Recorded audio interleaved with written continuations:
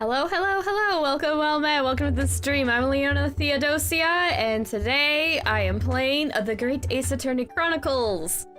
And we are on episode 7 overall of the Chronicles, which is episode 2 of Resolve. Yes, I said that right. Yep. Okay. I'm like, wait, should I have said 3? I'm like, no, I'm fine. When you say something, you immediately second guess yourself. Funsies. As in not fun. But anyway. Oh yeah. I said this at the end of my last stream with My Sims Kingdom, but I also wanted to say here quickly that I have noticed that I'm at 90 subscribers, and I want to thank you all quickly for that here too, because I very much appreciate it. If we get to 100 anytime soon, which hopefully, but also like I'm not gonna have the time to do much than just like acknowledge that, so I'm sorry. But I just wanted to put more things because that's 90 peoples that have decided to stick around and just like hang out, I guess. I don't know if that's the right wording, but I am still very much grateful. 90 people decided to be like, yeah, hey, I want to support this person being me. I just want to say that quickly. Anyway, today is an Ace Attorney stream, so let's get into it. Yep. Oh, it didn't load up properly. Sorry. Hold on. It's not one thing or another. Oh. Why are you unhappy? Oh, it's just unhappy with... Hold on. Let me look. I need to see how much tech difficulties there are. Okay, it's just that much. I think it needs to be plugged out and plugged in again, the cord, because it's unhappy. Apparently, I didn't put the cord in properly, or in a way that my computer likes it. It's been really fussy lately, which is annoying. But let me try. Okay. Oh, I need to adjust the screen too. I forgot about that. I make the screen a little larger for... Oops. I make the screen a little larger for, when I'm playing on the Wii U game. There are Wii games, but they're on the Wii U, but sorry, give me a second. I forgot, I'm sorry. Scuff, no matter how experienced you are, it's gonna sneak up on you. Okay, yeah. Let me scooch. Okay, how am I gonna do this? One thing I found annoying about OBS is you can't zoom out on the window. So if it's like off where you can see, there we go. Okay, now it's resized properly now. If it's off where you can see, hello, mouse. I revealed a mouse. Why is that so strangely appropriate? Okay, so last we left off... Let's see. Oh wait, hey, you know what? We had the history. Yeah. Oh yeah, we found Olive Green arguing with Mr. Thespian dude. Let's see, what was before that? Alright. Nope, we don't get any more than that, but okay. Yeah, we found Mr. Thespian, the actor, William Shakespeare, arguing with Olive Green, and then he kind of showed that he's kind of not a nice guy, and he stopped talking in that flowery poetry language, and I'm like, y'all are sketchy, and you were sketchy to begin with. So yeah, I think we're near the end of the investigation. So we're done here. I believe we have to go back to Garideb, maybe? Or we have to talk to Natsume over... Nope, we have to talk to Garideb is one of the people we need to talk to. I was looking over what came next, so I'm trying to see how many streams we have left, which I guess I should say, it looks like we might have 2 streams left. Like, minimum, I think. Unless we really get through things here, which I doubt, but... Got 3 streams left. Probably 2. It's giving the pace we've been going through parts, but might be 3. I don't know. It might be we'll finish this chapter properly and start one, which hasn't actually happened yet. We always end this episodes on the stream, come to think of it. we started one halfway? I don't think we have. I would have to double check to make absolutely sure, but... Anyway. Mr. Garideb appears to be out. Oh well. I suppose we'll just have to come back again later. Oh, he's not here. Okay. Maybe we did talk to him. I don't remember if we did or not. What do we have, actually? What is in our pockets? Oh, you're right. We got a photo of Mr. Garideb, which is why I want to talk to him. Damn criminal dies of natural causes in prison. Oh yeah, he had a cellmate. Oh, you know, I just realized. Which other things I forgot to turn off. I'm terrible today. There we go, that might be a little easier to read. I only noticed because I'm like, wait, that's hard to read. Oh wait, I know what's going on. My bad. All the scuff today. Well, it's out of the way in the beginning, so hopefully the rest is fine. Oh boy. Alright. Right, the important part of this, I think, is he has a cellmate.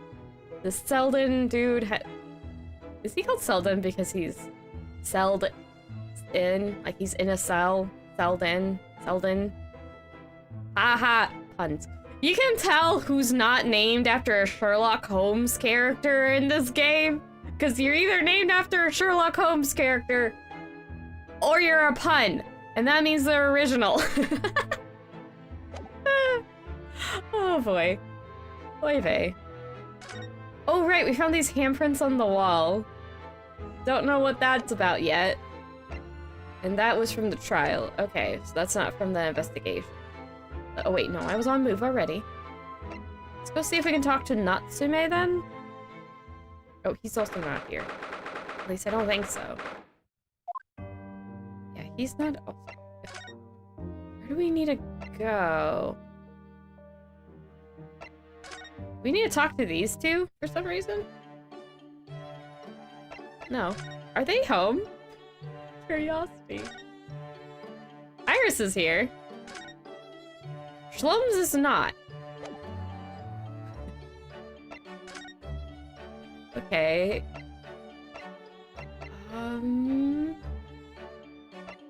Where'd it go?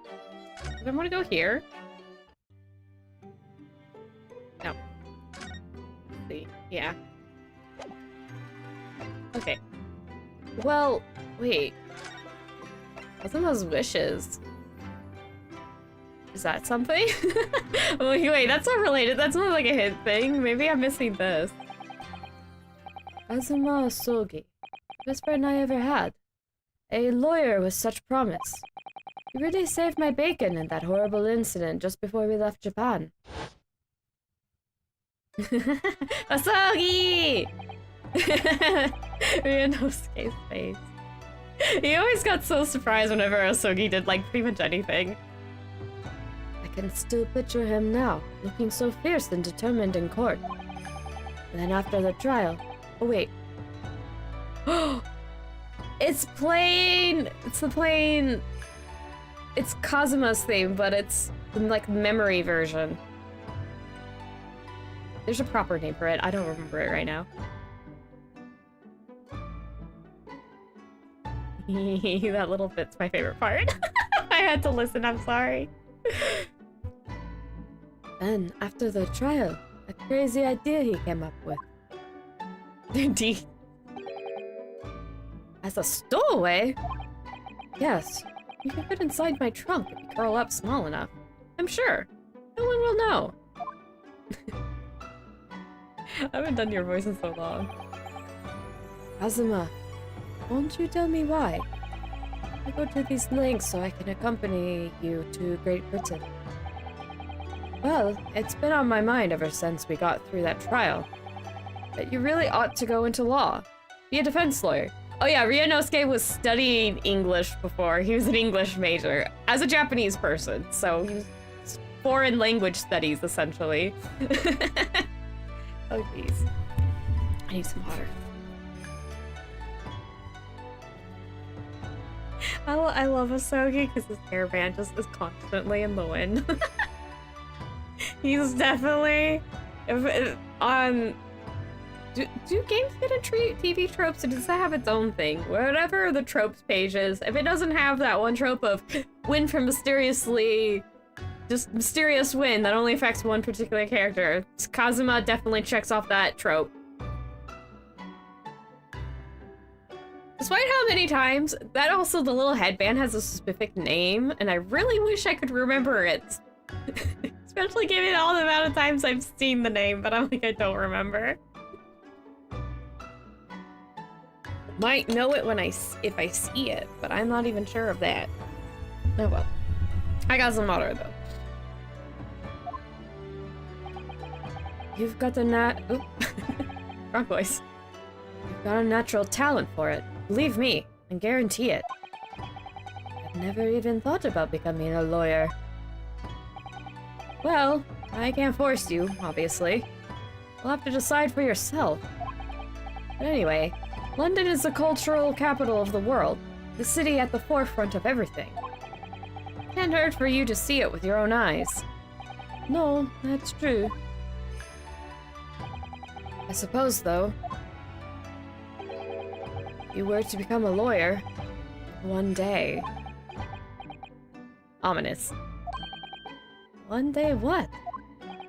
Oh, no. Never mind. You know, it's like, eh? Eh? Eh? Isn't there a confused sound? I know Conan from Detective Conan goes, aralala? Like, aralala? Something like that. I'm messing up the pronunciation. I'm like, is there more confused sounds?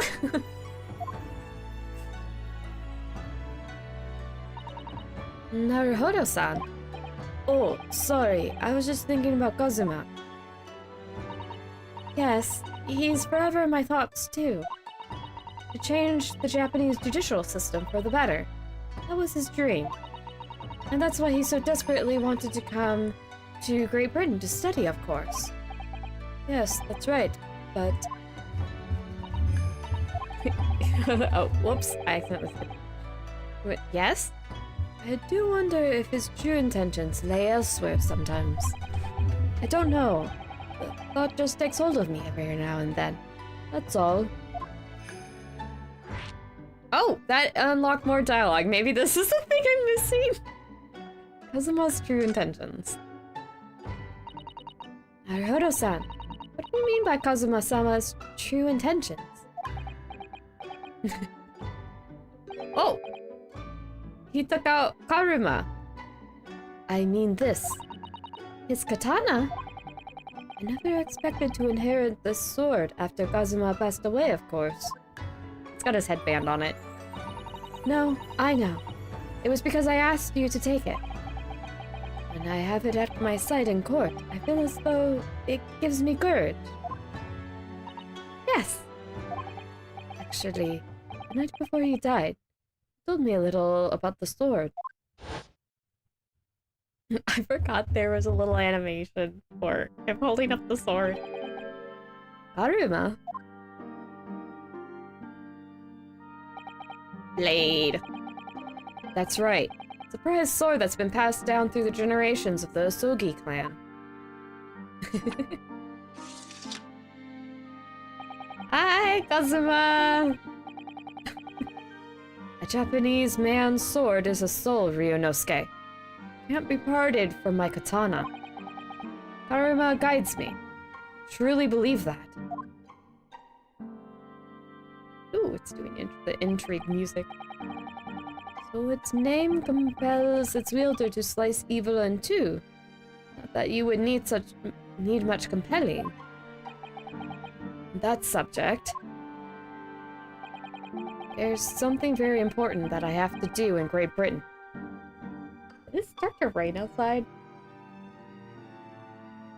Otherwise, my cat's making weird noises and I'm a little concerned. But I think it's raining, so I'm not concerned anymore. Okay, anyway. Something you have to do. Yes. I'd appreciate you seeing it through with me. Oh, of course I will. Whatever it is, I'll see it through to the end with you. I knew you wouldn't let me down. What did he mean by something very important that I have to do? I had hoped the answer to that question would become apparent when we arrived here, but as yet, I have not found a single clue. I see. Interesting. Time to visit places again. I want to visit Garda first. Is he in now? No, he's still not in. It's nuts to me.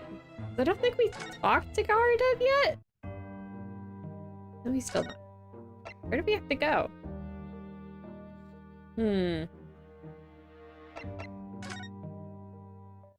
Check here. Should have... Yeah, she's still checked off. Okay. Oop. Is it still checked off?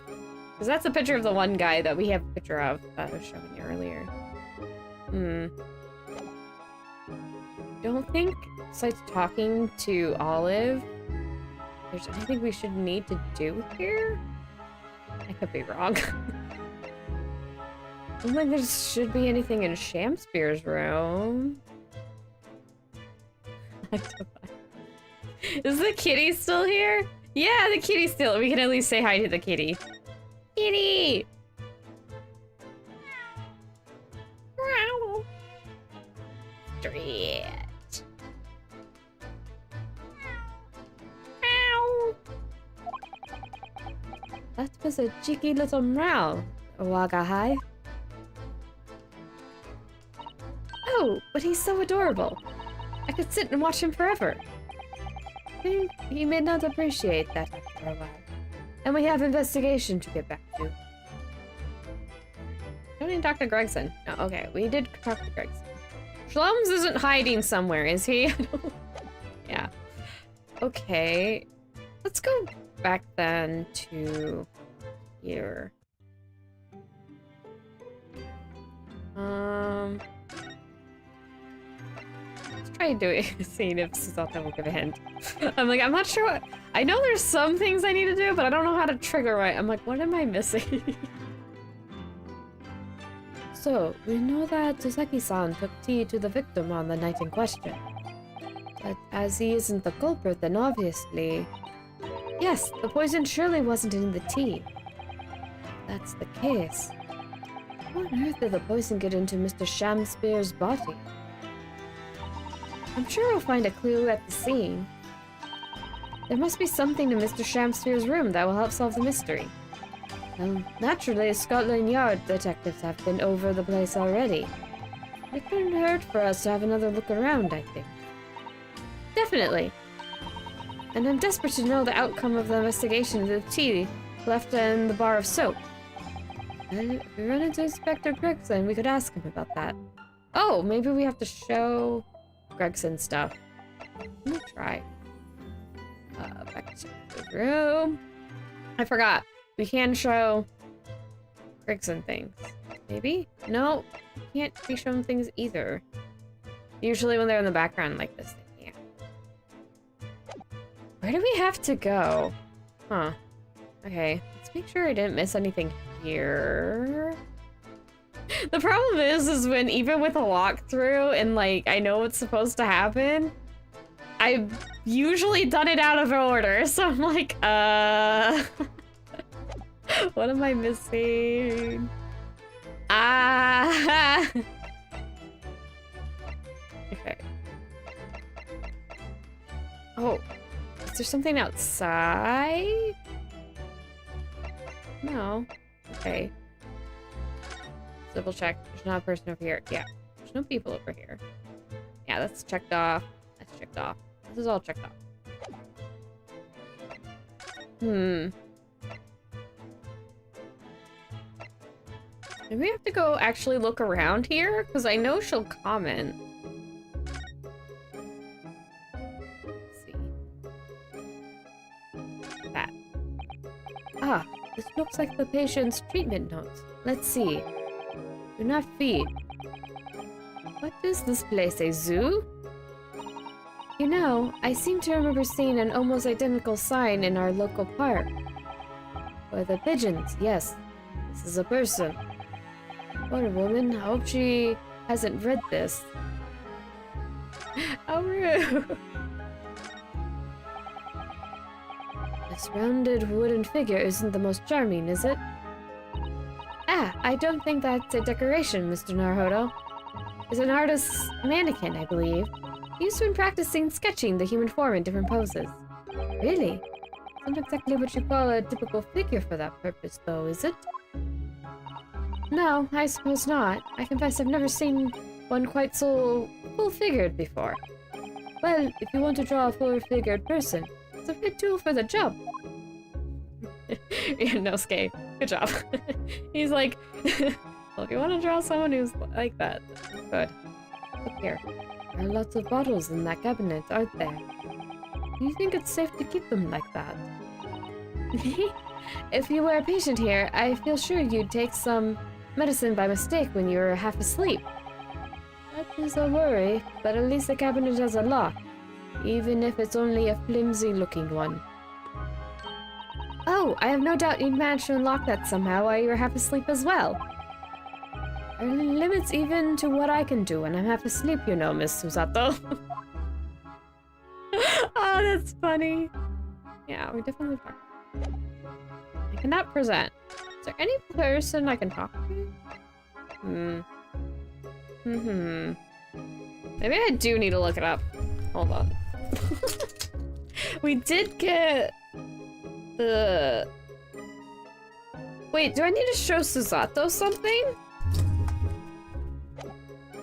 What is my pockets? No. Ah. Wait, did I already check the prison again? I don't remember if I did or not. Nope. I can only move. Guardup's definitely not back. I don't think I need to look around at anything. Yeah. Okay, I need to look. I need to look up a guide. I'm at a loss. It's like, I know I need to talk to Garuda because we got the photo and I'm pretty sure we didn't get a chance to talk to him about it. So, let's see. Yeah, memoirs of the Clouded Kokoro. Let's see, we're on, what is it? Investigation? Second investigation.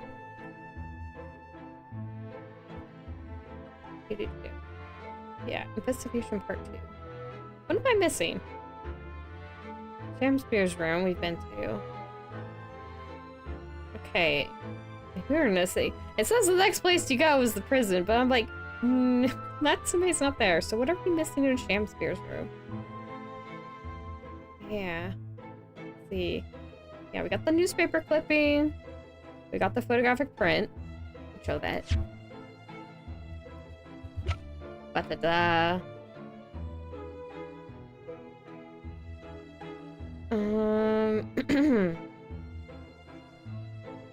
Ooh, jeez, okay. Crime scene, Sasaki Scott. Oh, yeah, it just says... First, okay.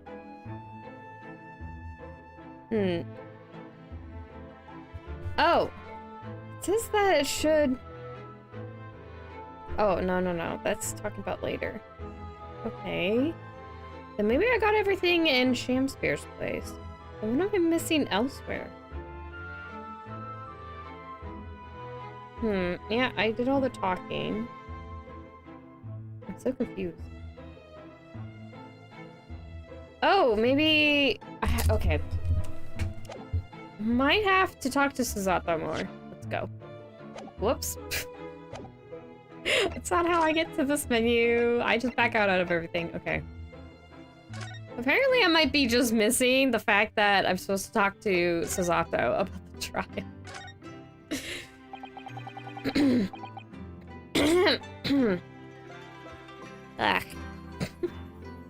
It was quite a shock earlier today, wasn't it? And the victim himself turned up in court and took the stand. I know. Not only that, but then finding out that he is actually a barefaced gas thief as well. Yes, that was certainly a surprise to us all. For a while, it seemed as though everyone had quite forgotten about Soseki-san poisoning the tea. Careful of your phrasing, Susato-san. He didn't poison anything. And there's more to this than Mr. Shamspear. Mr. Shamspear. Than we yet know. I'm sure of it. Mr. Shamspear certainly wasn't the noble, upstanding man everyone thought he was at first. Really? People thought this guy was upstanding? I mean, I get it, eccentricities and all that, but to walk around in costume all day like that, it's a little more than normal. I mean, without it being your job and all that, but to walk, like, daily life.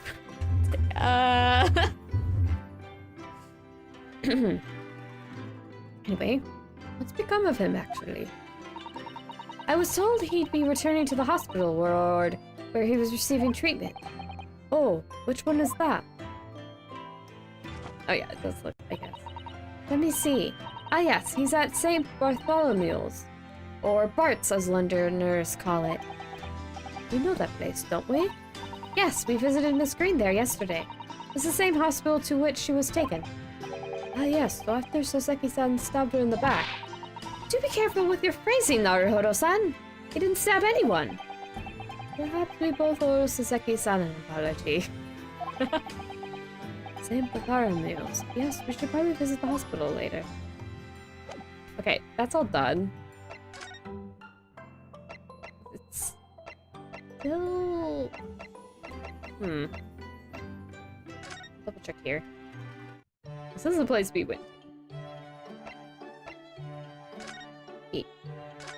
Yeah. Yeah, she's still typing away. Yeah, she's not gonna respond. Okay. She only talks when T is mentioned. Is Shlum still not here? Yep, Shlum is still out. Okay, noted. Is the prison on the bottom? Okay. I'll just double check going to the other places. Yeah. In here. What have we talked about? Oh. Okay. Nope, that's just, it's gonna go through this conversation. Okay. Oop. Yeah, okay. Let's just skip through this as quickly as I can. Alright. You only have, we don't even get a inventory stuff. Nothing really else to look at besides the environment. We did see Mr. Shamspear here, so pretty sure this is done. Maybe? Okay, let me just... This is so frustrating. Probably will have to end up 3 streams at this rate. Why is this taking... Okay! We got Natsume! We had to talk to Susato! Okay, thank goodness. Okay, I got it! Woo! Oh, Mr. Natsume is back. So he is. Mr. Natsume, hello! He's putting his head against the wall, it looks like. Hi, Soseki Natsume. What? You're certainly making a cat-like face. I am a cat.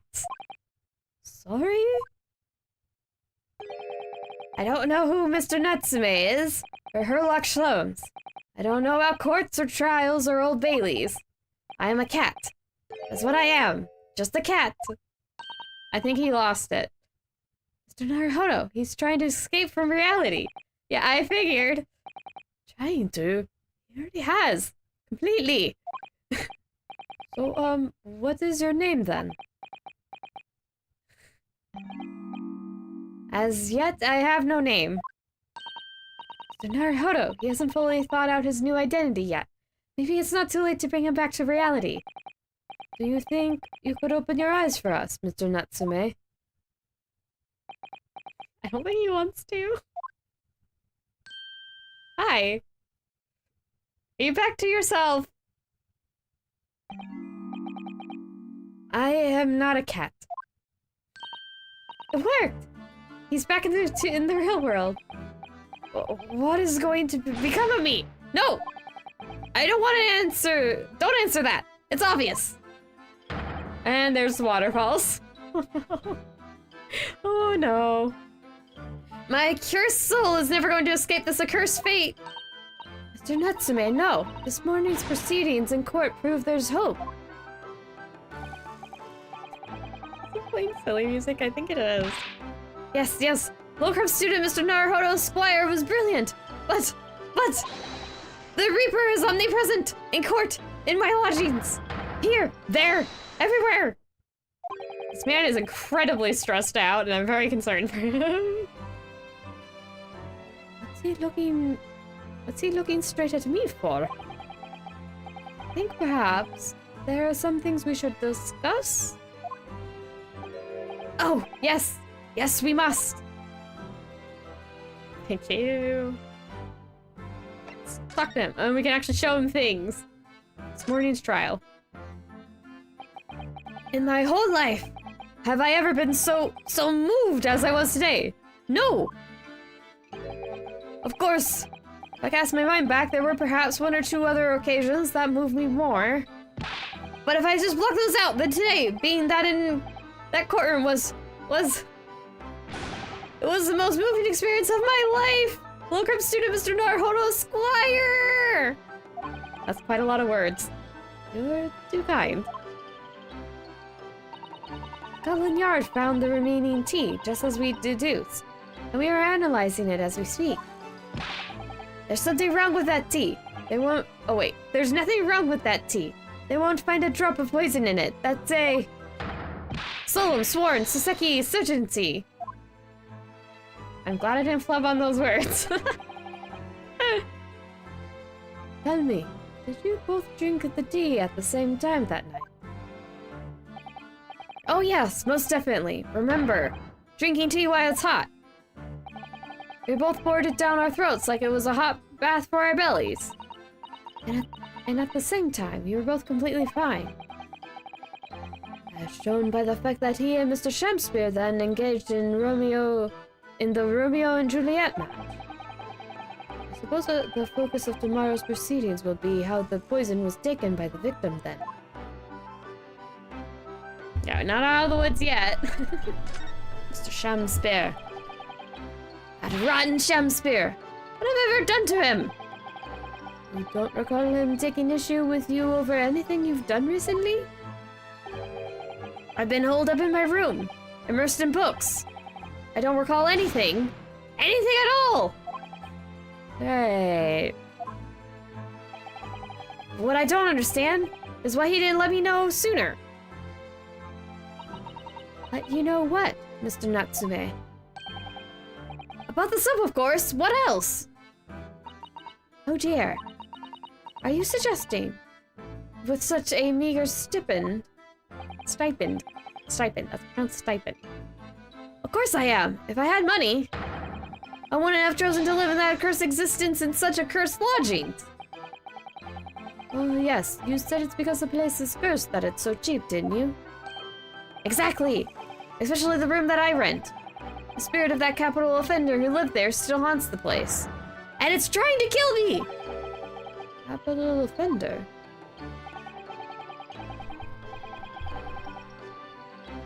Might I ask, Locrum student Mr. Naruhodo Squire, that the next time you visit me, you bring scores of super soft soap? Becky. Okay. I want to show him this. What's this? It's a newspaper cutting that we found in Mr. Shakespeare's room. Ah, so he knew, did he? Sorry? About this man, Selden. A convicted killer, and the evil spirit behind the curse that afflicts my lodgings. What? He's already taken one man's life, and now he's trying to take the life of another. A miserable, mustache, much maligned Japanese man. Mr. Natsume, if you know something, please, you must tell us. Tell us everything you can about this evil spirit. Capital offender Selden. The truth is, I don't know the details myself until very recently. That Selden man was arrested about a year ago now. And at the time, he was hiding out in lodgings at Mr. Garideb's house. What? He lived where you do now? That's right, yes, exactly where I live now. In my very room. Oh my! Your room was previously occupied by a criminal found guilty of a capital offense. But before his sentence could be carried out, he died in prison. It was 3 months ago now. And that's when it started. The curse! What really is this curse you keep mentioning, Mr. Natsume? It's already caused one death, a few months after the criminal passed away in prison. A man died in the room. The man who rented it after Selden, in fact. The poor lodger, he was found dead in mysterious circumstances. The room was locked from the inside. Locked from the inside? Exactly like this case we're dealing with now. So, that's the convict's curse, is it? Yes, well, that was the start of it. Oh yeah, we got suspenseful music going on. Convict's curse.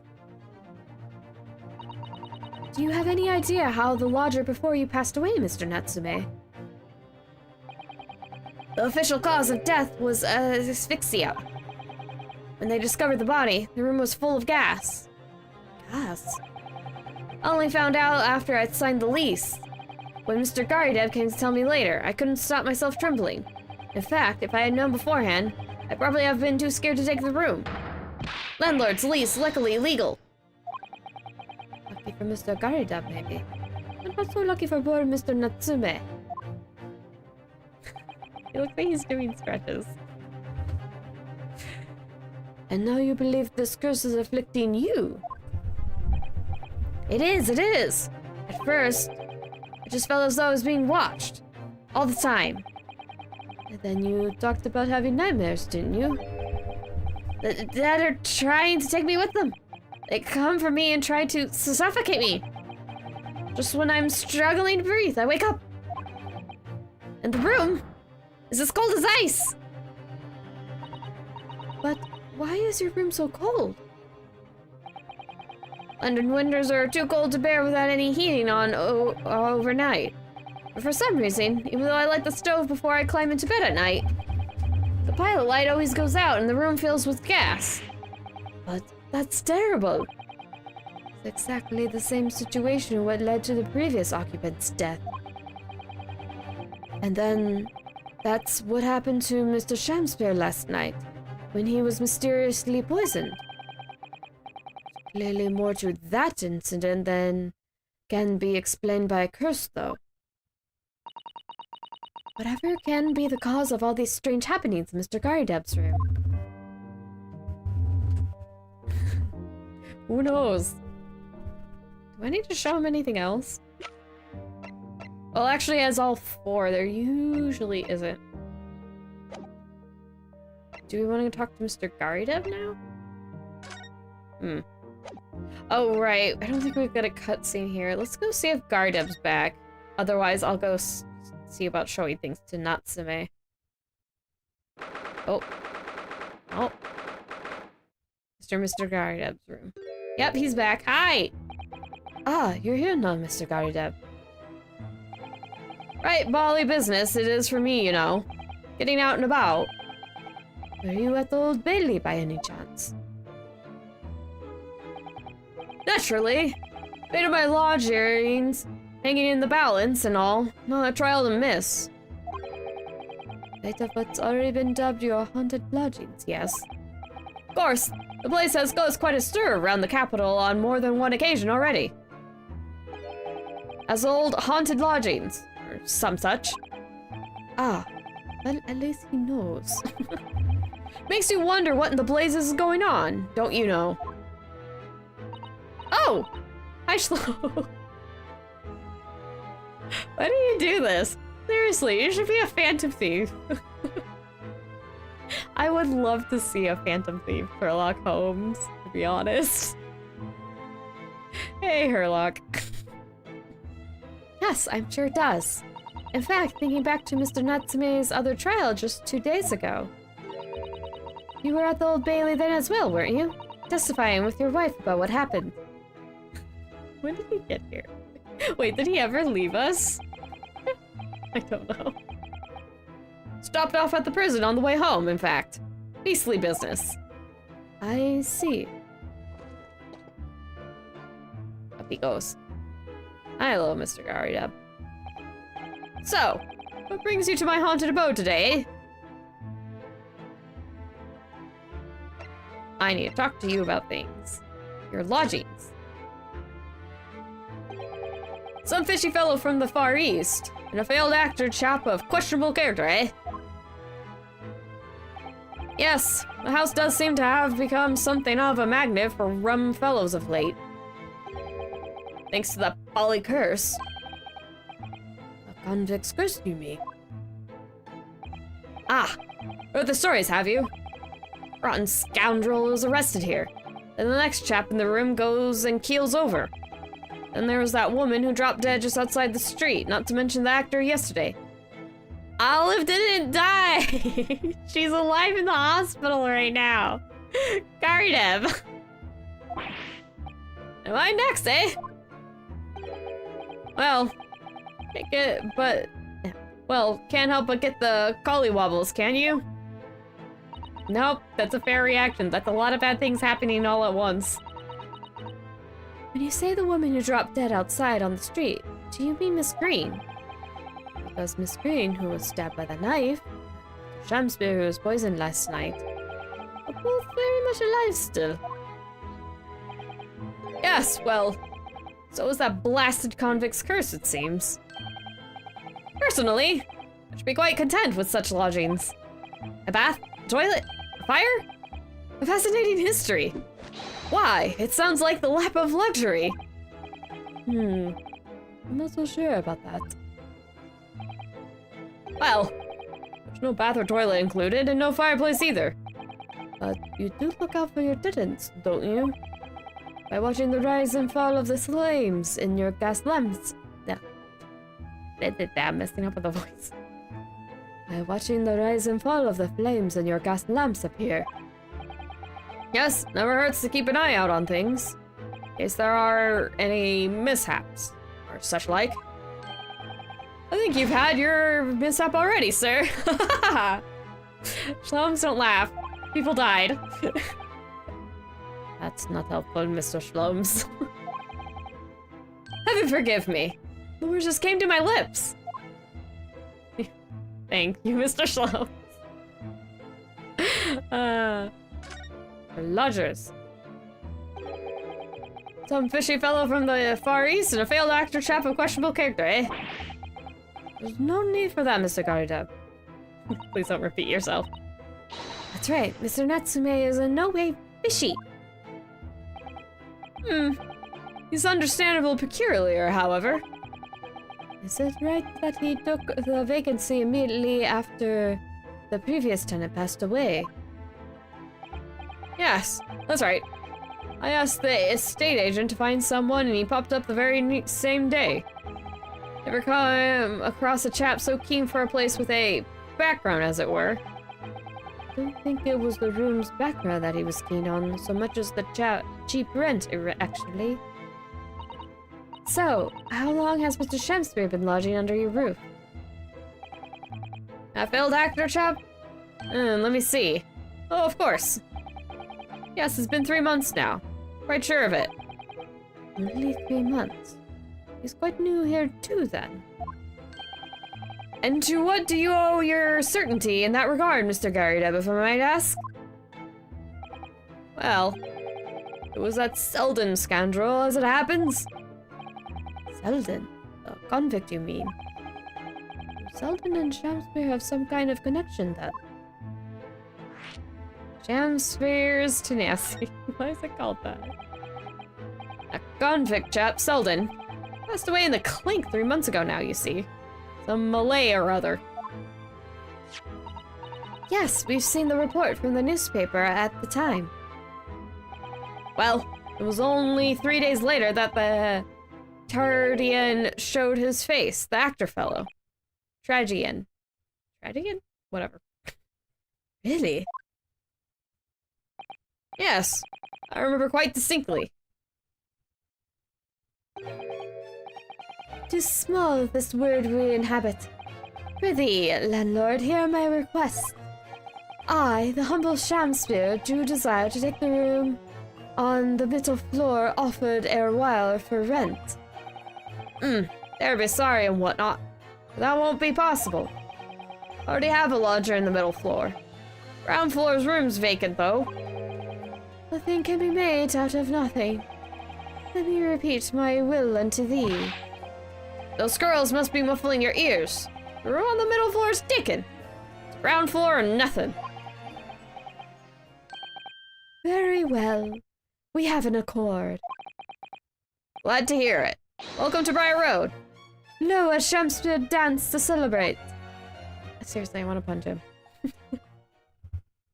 Why is it every time somebody has a really odd animation, I want to smack them? First it was Ashley, and now it's Shamspeare. I'm like, if you move too weirdly, I will attack on sight. Apparently. The claws come out. As the saying goes. Oy vey. Well, I heard in court today. It's like the chap was thieving gas. And he was 3 months in arrears? And 3 months in arrears with rent, too. Yes, that fellow was a bally player, alright. Oop. Bow from Loams. Thank you for your candor, Mr. Gardem. We are most grateful. By way of appreciation, allow me to say 1 or 2 words. Give me my robe, put on my crown. I have immortal lodgings in me. What are you talking about?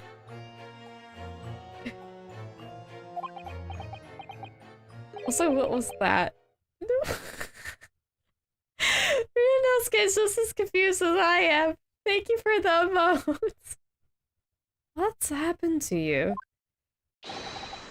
Shakespeare! Wait. No, Shakespeare.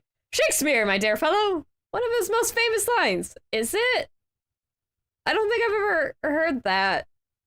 Apparently outside of this game. I've definitely played this part before, but I don't remember that at all. Is it? We got like a rose by any other name is still a rose kind of thing, and like some other lines from Romeo and Juliet, and did Shakespeare write Hamlet? I don't remember right now. He also write Macbeth? I need to brush up on my Shakespeare. Oh yeah, I don't remember anything. Or at least I don't trust myself to remember correctly. I guess might be the more accurate phrasing, but whatever. I wish to divulge my own learning of the subject, for I have a turn for literature too, you know. Perhaps you could turn your attention to more apt lines, then? Also, why did he just do a little stare cat meow thing that Shamspeare does? Okay. Do I have anything I want to show Garideb? Oh, this! A photo. Mr. Garideb, could I ask you to look at this photograph? Is that your son who's with you there? No, not at all. There was a lodger here once. Duncan Ross was his name. Duncan Ross.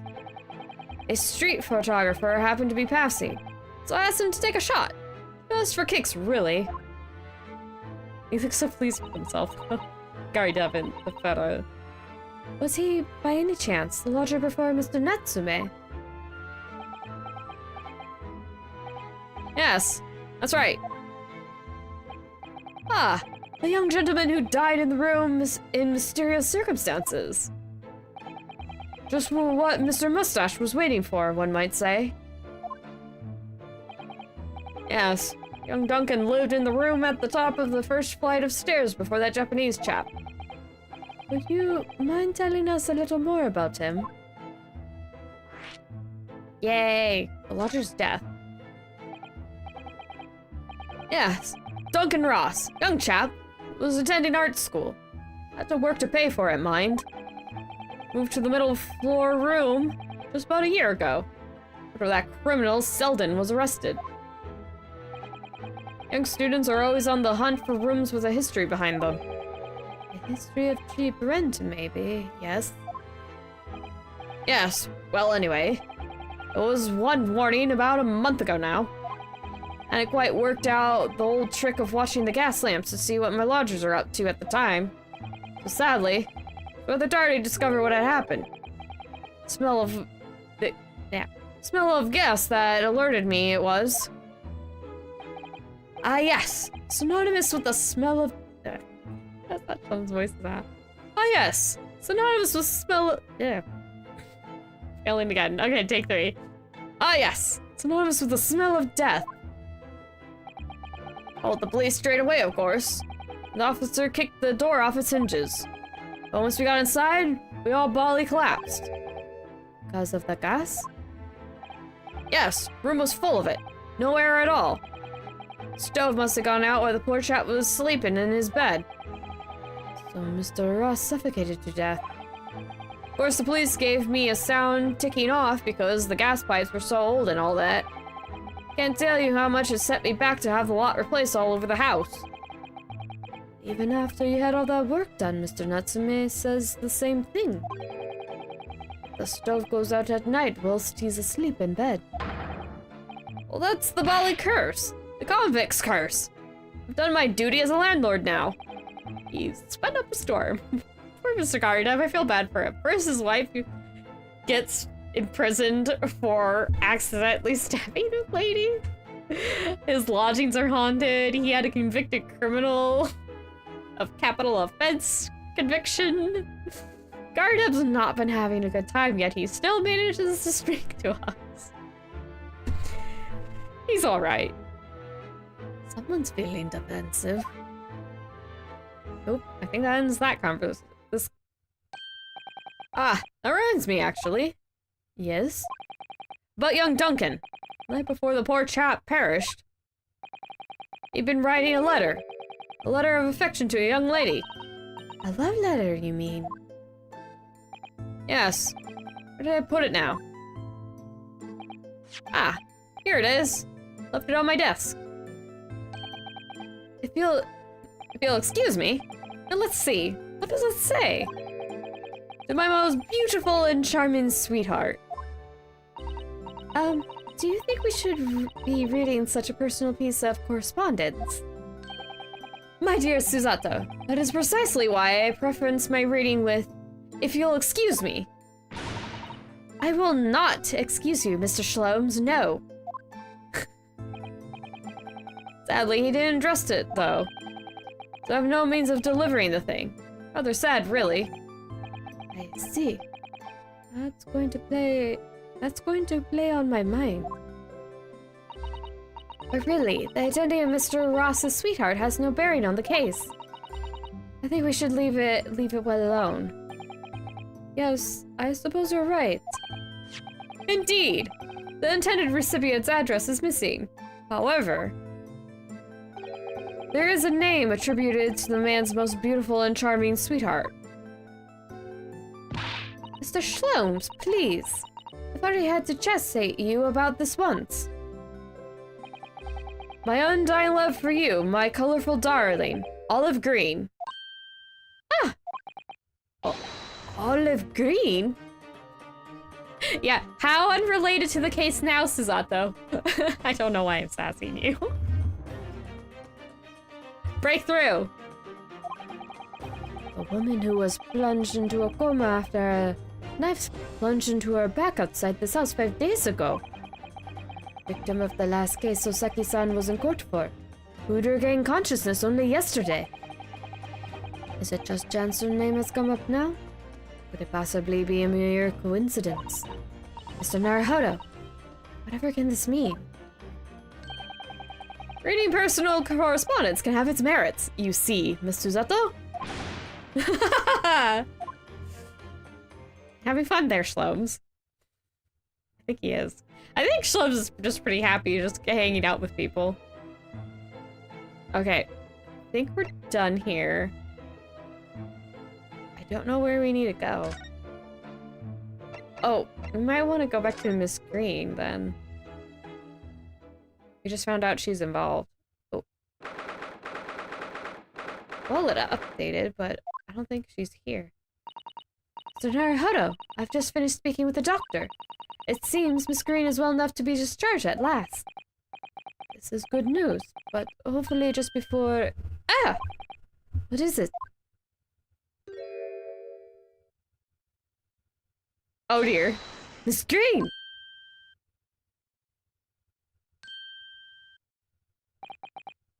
What's that? She clearly just said something behind our back. One moment, I'll be with you in a jiffy.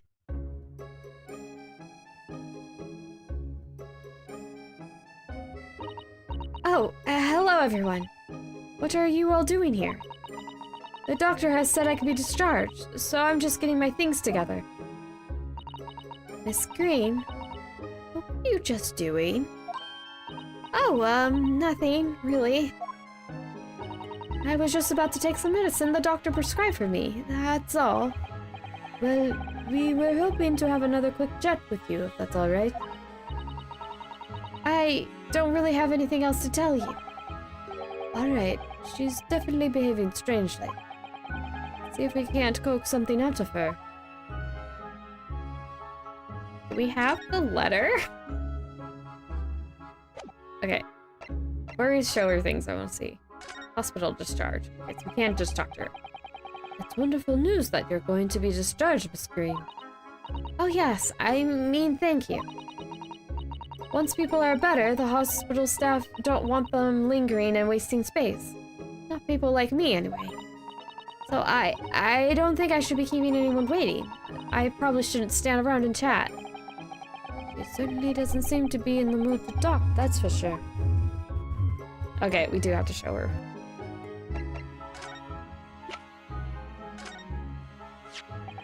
Miss Green, we were hoping to ask you about someone. Mr. Duncan Ross. You knew him, didn't you? Oh, bye. Oh. Oh no, I'm so sorry. Bottle of medicine fell down when she did. Oh, Miss Green, are you alright? Oh.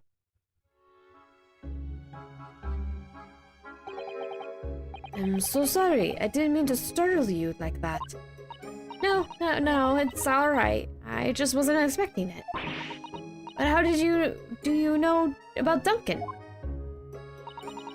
Mr. Ross had been writing a letter when he passed away. The landlord found it in his room. It was a very personal letter. To you.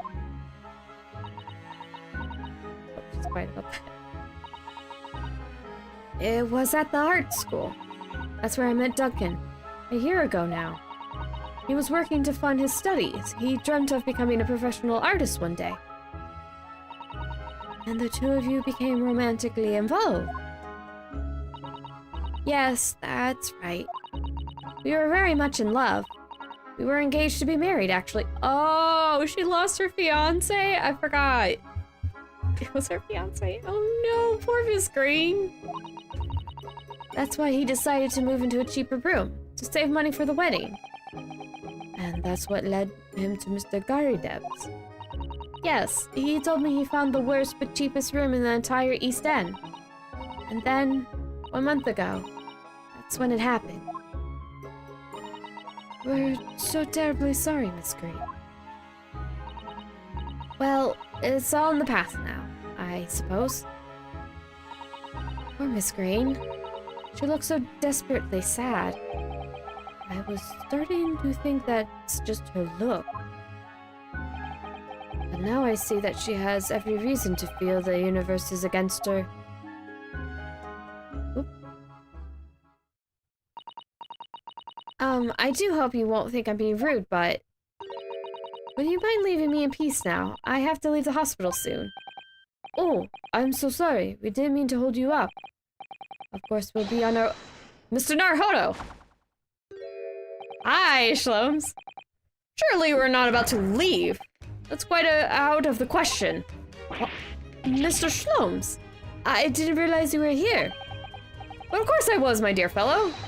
Watching intently from the shadows as always. You could just hang out with them. You don't have to...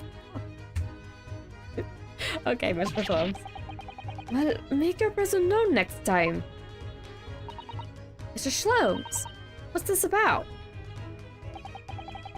Something which occurs to me with some regularity, Miss Susato, is this. Why do detectives insist on such... Why do detectives insist on such an ex post facto modus operandi? Why solve a case after it's happened, instead of preventing the case before it happens? That is what sets a great detective apart. What do you mean? There's a case waiting to happen under our very noses, Mr. Naruhodo. So let us avert disaster. Let us prevent this case from ever happening, with nothing but careful observation. All right. All the clues you need are set before you. You need only look, and you cannot fail to see. You can do it, Mr. Naruhodo. I know you can. Yeah, I'm pretty sure where I have to look. It's this. No! The poor rat! That mouse seems to be dead. Look. Didn't notice it there before, did you? I think perhaps it drank the medicine that spilled out of the bottle. That's not medicine. But that's the bottle that Miss Green was about to drink from when we arrived. We averted a very tragic fate. You don't think? Ah! I see you come to appreciate the true nature of the scene. That of a tragedy about to take place. Yes, I think it's falling into place. Miss Green, the contents of the bottle you had before has spilt out on the floor. The poor mouse that drank it has sadly died. Ah! I think it's clear that the bottle must have contained a powerful poison. Lady, please get help. Don't worry. I will attend to the mouse presently. Poor mouse. Poor Susato. Miss Green, were you intending to go out the same way as that rodent? To take your own life? Ah! Once we'd left, you would have put it to your lips again, wouldn't you? Taken the poison. Oh gosh, she just falls down again. Miss Green, please! Please talk to us. We have 3 very concerned people about you. Miss Green, no. I'm not reading that out loud.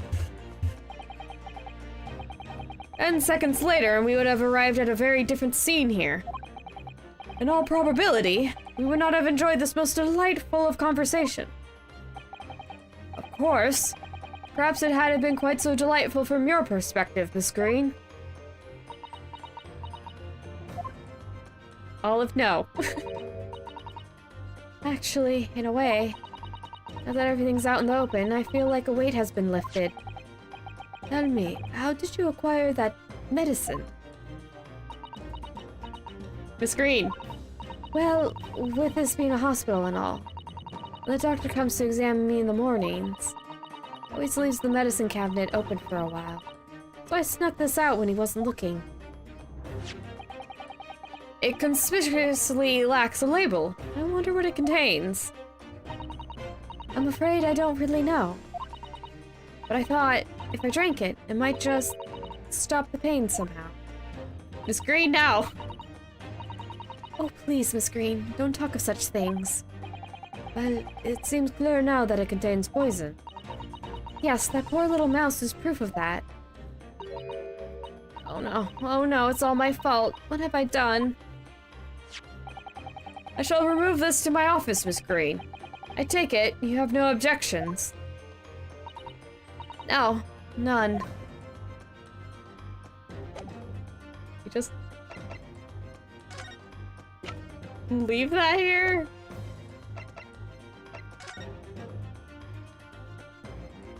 Okay, that's check mark. Oh yeah, the letter.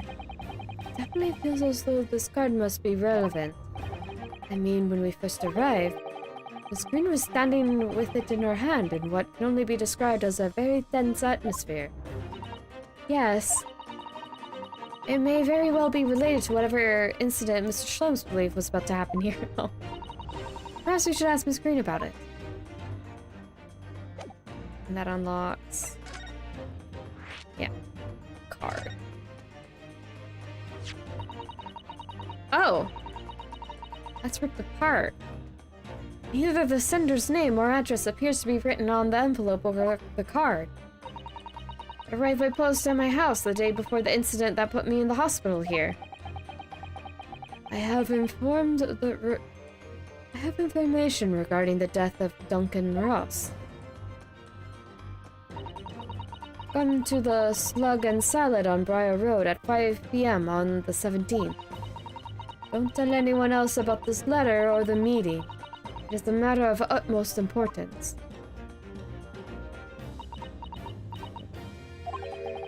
Wait a minute. The 17th of this month? That's the day you were stabbed on Briar Road. And 5 p.m. It is precisely the time which the incident occurred. You gonna say more? Or are you just gonna sit there silently? The Slug and Salad, yes. A pub on the northern corner of Briar Road.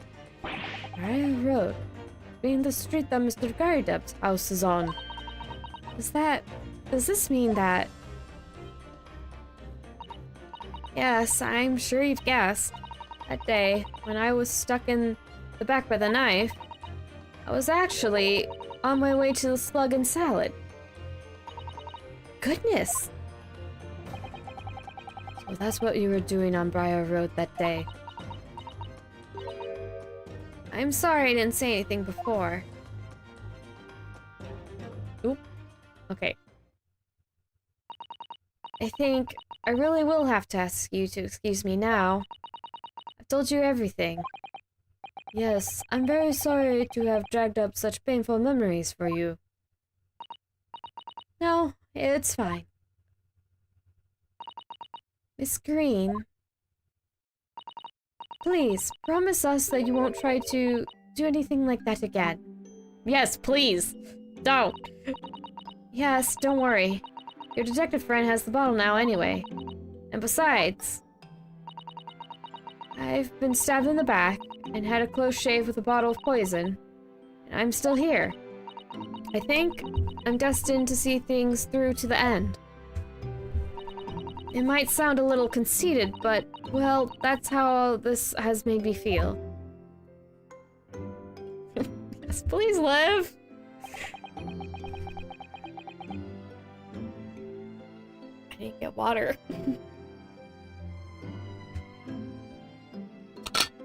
Crisis averted. For now, at least. Till the next one rolls about. Hopefully that doesn't involve poor Miss Green. Okay. Oop. Leaving Miss Green and St. Bartholomew's behind, we made our way back to Baker Street with Mr. Shlom's. Oh. This is... Well, it would appear we've reached the end of the investigative trail for today. Yes, it's late. And Mr. Naruhodo? Did you discover anything that might be of use to you in your court tomorrow, do you think? Details about Mr. Shamspeare, Mr. Garideb's lodgings, the convict Selden. There are many facets to this case. We're yet to see to the heart of it, if you ask me. That's my feeling, anyway. I can't help but wonder about the results of the analysis. Into Mr. Natsume's tea, you mean? Yes. Will they have found strychnine in it or not? Well, I fear that either way. It will be hard to escape the grip of our friend, Mr. Reaper. Oh dear. Yes, Rock Benzites. I wish you every success, of course. And though I was late to rise this morning, tomorrow will be a new dawn. I intend to spring from my bed at a crisp hour and attend the trial. Are you even going to get sleep, Shlomes? Are you gonna sleep even more, Ed? I am worried about you. Mr. Shlomes, you're going to come. Indeed. Whatever happens, I shall be there. Assuming my eyelids cooperate in the morning. Are you not a morning person? Well, I think we've done all we can. What that's left is to remain focused and keep fighting for Mr. Natsume's cause until the very end. Is it gonna be to be continued? Nope. London, the world's most prosperous city, home to some 6 million people. But away from the razzle-dazzle down the back alleys and behind bricked-up windows, a lonely lurk. Saki-san had battled long and hard with loneliness during his many months here. And so I felt honor-bound to battle equally hard for my compatriot. Lift the curse that gripped him. As Mr. Shlomes said, tomorrow will be a new dawn for all of us. It's playing the upbeat music. It's like, yes. To be continued. Momentarily. I'm not ending the stream here. Yeah, I will save, however. Thank you. I got this far. I should save. I don't want to get stuck in a loop again going, where do I need to do? Where do I need to go? I was just talking to Susato. Oh, we're at the Old Bailey Defendant's Antechamber. Weird that it's not showing. Oh! Hi! That would be why, wouldn't it? You are right in the face. Are you a cat again, Soseki-san? Soseki-san. Susato's quiet. I guess that's Inosuke. Are you as concerned as I am? This is it then, Mr. Naruhodo? Yes. It's time to put an end to this show. Oh. Now. That was now. Why did I put an S in front of that? Yeah. Yes. It's time to put an end to this now. To the miserable curse that has been plaguing Mr. Natsume. To everything. In my own small way, I shall do everything I can to help you. I always appreciate your help, Miss Susato. Suffering, Soseki, selfishly, Assailant! Ah! Good morning to you too, Mr. Natsume. Good morning! Good morning, Locrum Student Mr. Naruhodo Esquire! Listen to you two! Chatting away as happy as if the main player of today's trial isn't here. Why would you do that? Why? All caps. All yelling. Deep breaths, Soseki-san. Oh dear.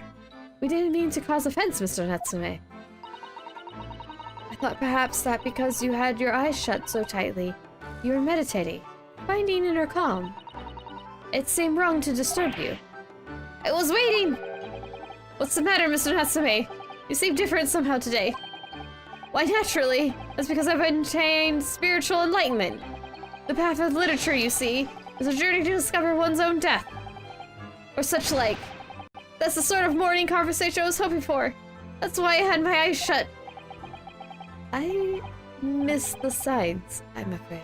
Somehow. You'll have to forgive me. And you mustn't talk of your path leading to your death, Mr. Natsume. That was just an example! Oh yes, there it is. Nurcom. You barely came to see me at all yesterday. I was sure you abandoned me. I returned to our beautiful long-lost homeland. Long-lost? Japan's not long-lost, sir. We've not even been in Great Britain a week yet. Yes, well, anyway.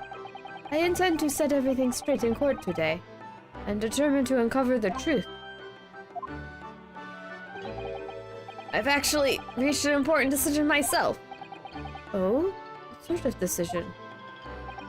I shall fill you in after the trial. All right. It would seem...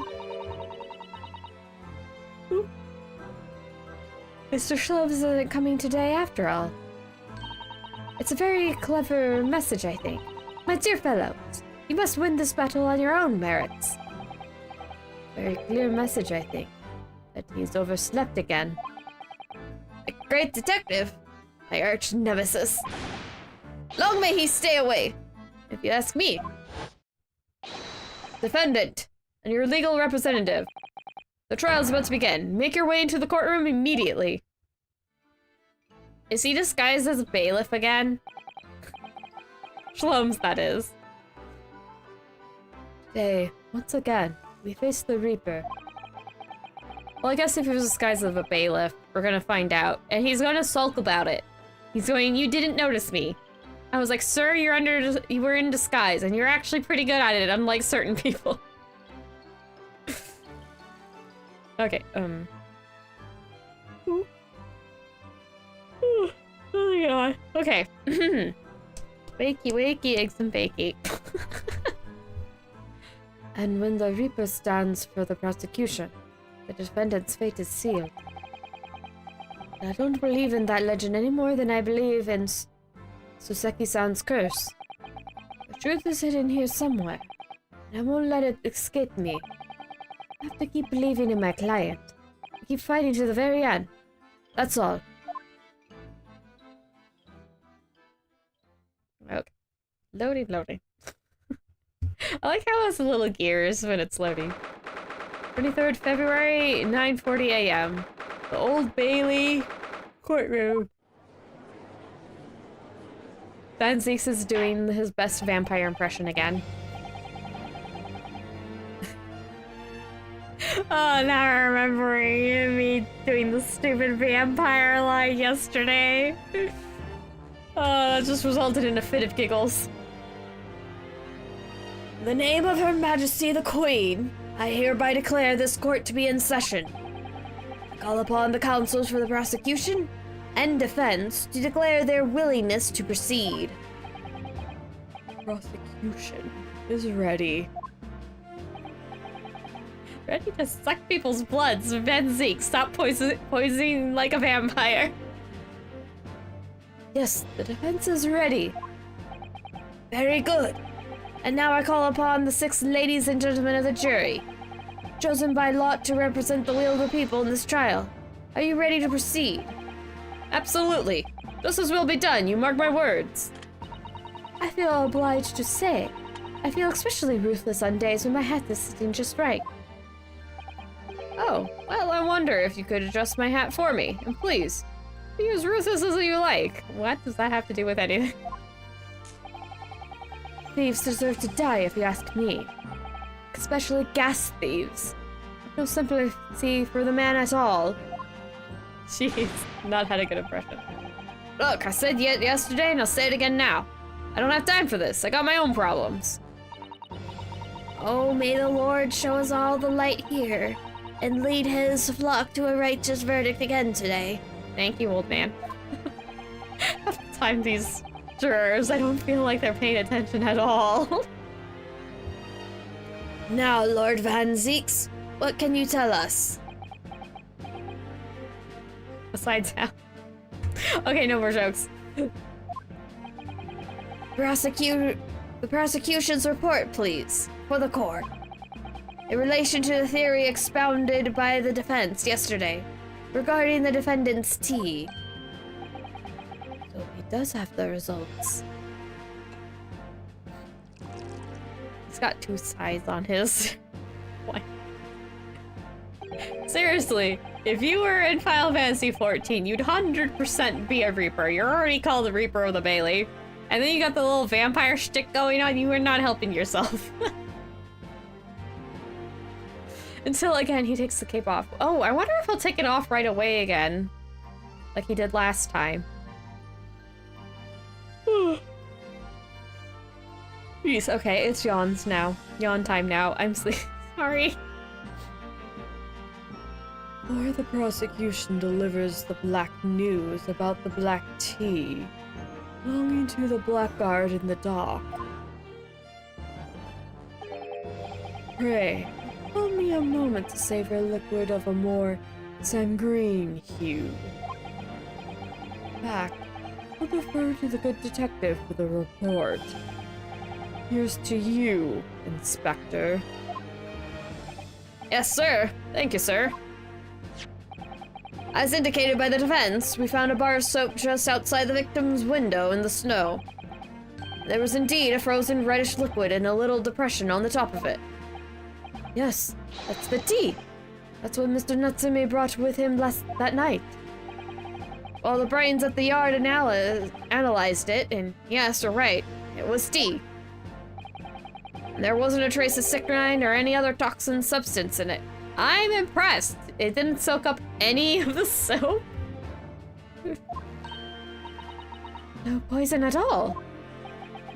In other words, tea the defendant brought with him to the victim's room is innocent.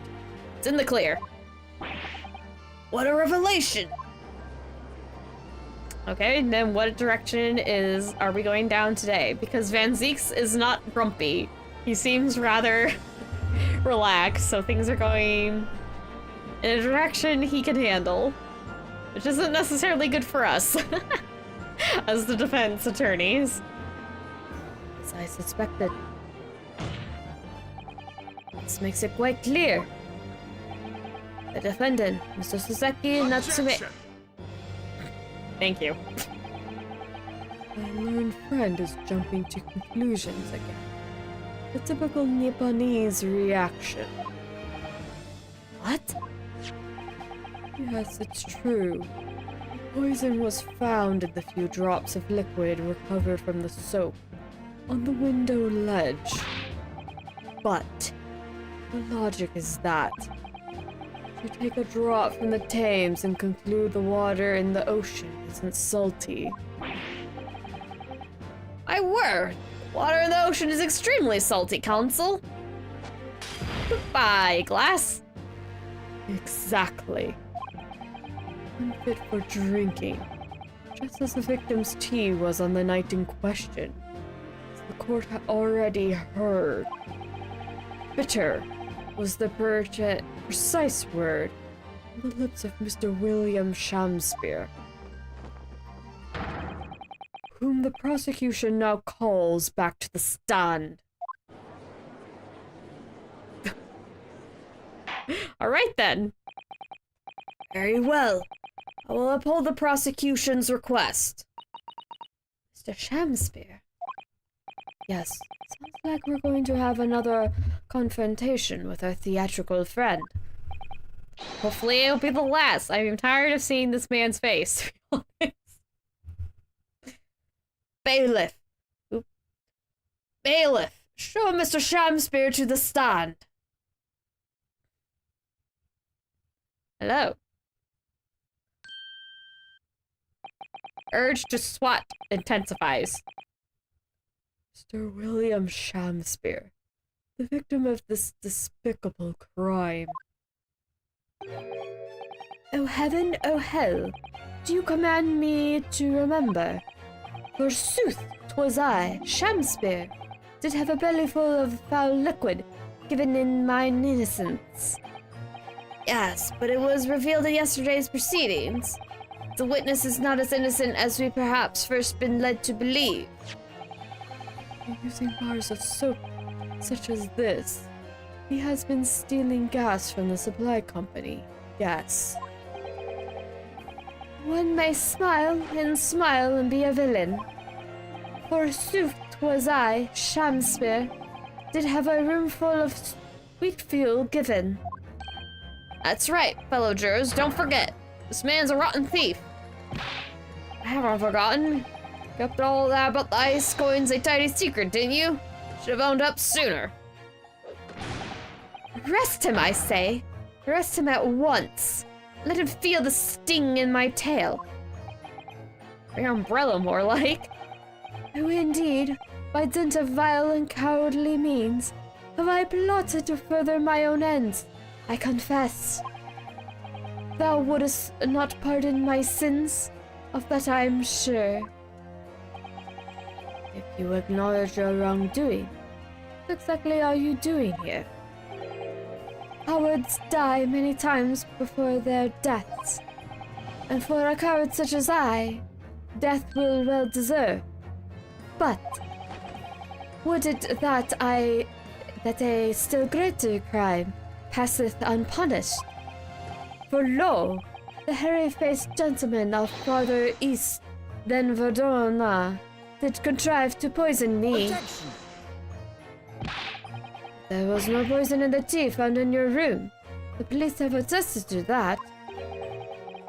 The defense would assert as an inconsistency will quickly be cleared up by the witness's testimony. Is that not so, Mr. Shamspear? Verily, my liege, I would most gladly speak. Stop jumping around like that. Urge to spot. Intensifies. Very well. Let the witness testify to explain this inconsistency. To the court, why is that poison apparently entered your body through none... Let me try again. Tell the court why it is that poison apparently entered your body, though none was found in the tea.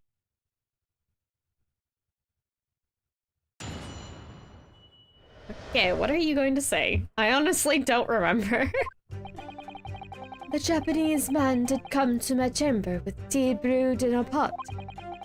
'Twas in my cup alone that the wicked miscreant secretly poured his wicked poison. 'Twas feigning distraction in our debate. Ne'er dared a drop of his own drink past his lips. When he departed by and by, I did use the tea that remained in his cup to make my coins of ice. Thus 'tis no surprise that poison be not found in the tea I did pour into the molds of soap. That doesn't really check out. Because Mr. Natsume's cup doesn't have the ring of tea in it. Only Shamspear does.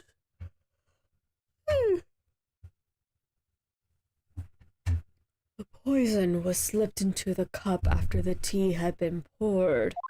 The normal way for poison to be administered, in my experience. You have experience with poisoned cups there, Van Zeeks? That's a little concerning, though not unsurprising. Did we have... I think we had...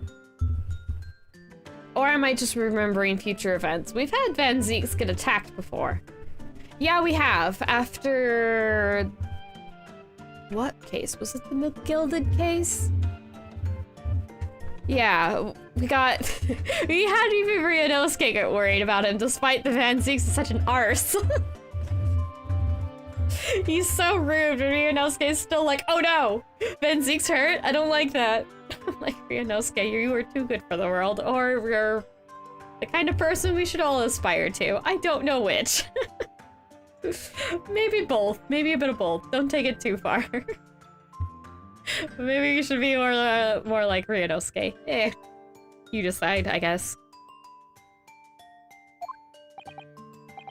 Quite. Otherwise, it would be disastrous if the poisoner were to mix up the cups, for instance. No poison bottle was found at the scene. Because, simply, the Nipponese took the bottle back to his own room. Absence of a vessel containing the poison only becomes problematic when considering suicide.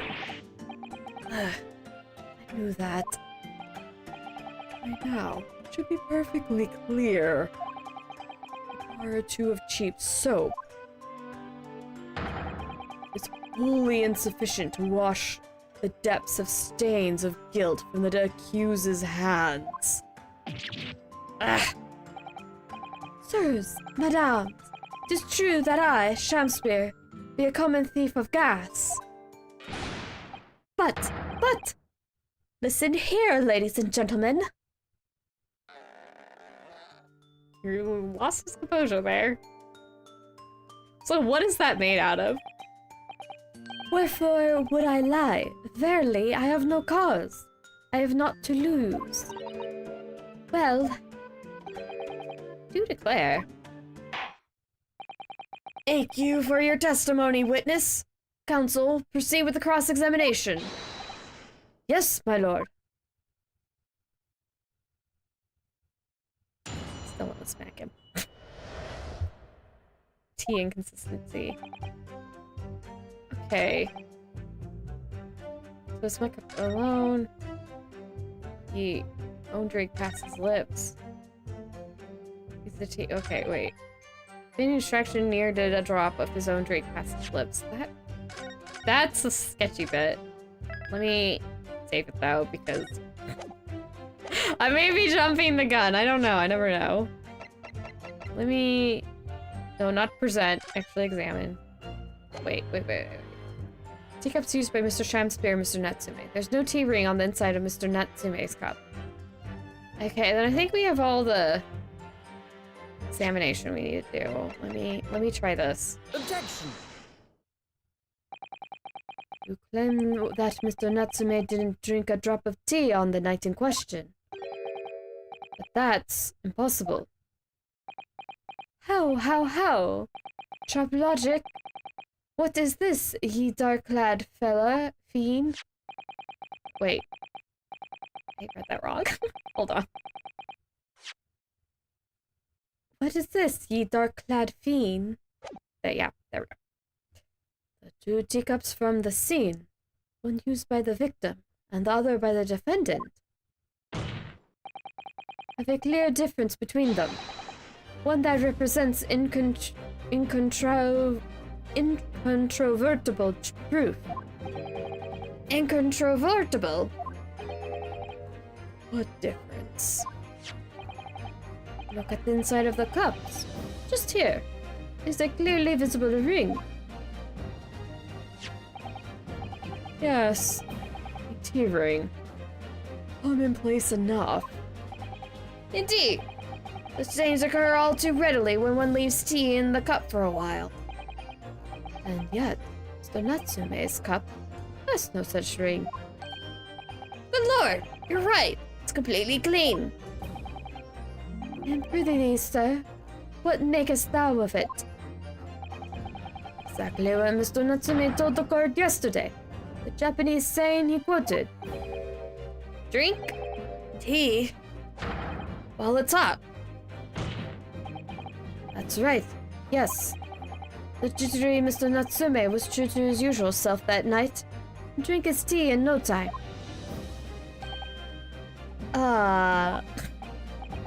If, as you claim in your testimony, he didn't touch a drop of his tea, a ring would have developed on the inside of his cup as well.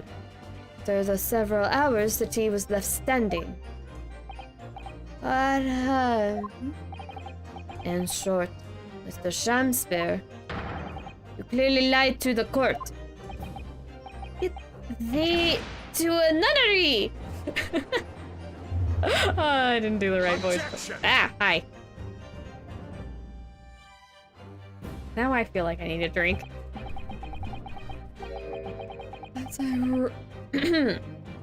As a rule, I fill my hollow chalice up to 7 times during any one trial. You might want to keep that information to yourself. Agreed! Also fancies! Occasion. Tedium distracts me and I pour more times than I tend until the bottle is dry. Is that before or after you throw it into the galley behind you? How many bottles of wine does this man have? Your drinking habits are fascinating, but irrelevant. On the contrary, they illustrate the fickleness of human memory. William Shamspear. Yes, my liege. You previously stated that you made the coins of ice from the leftover tea in the accuser's cup. Could it be that you are perhaps mistaken? Eh? Could it be that, yes, perhaps there was some tea remaining in the small teapot left at the scene.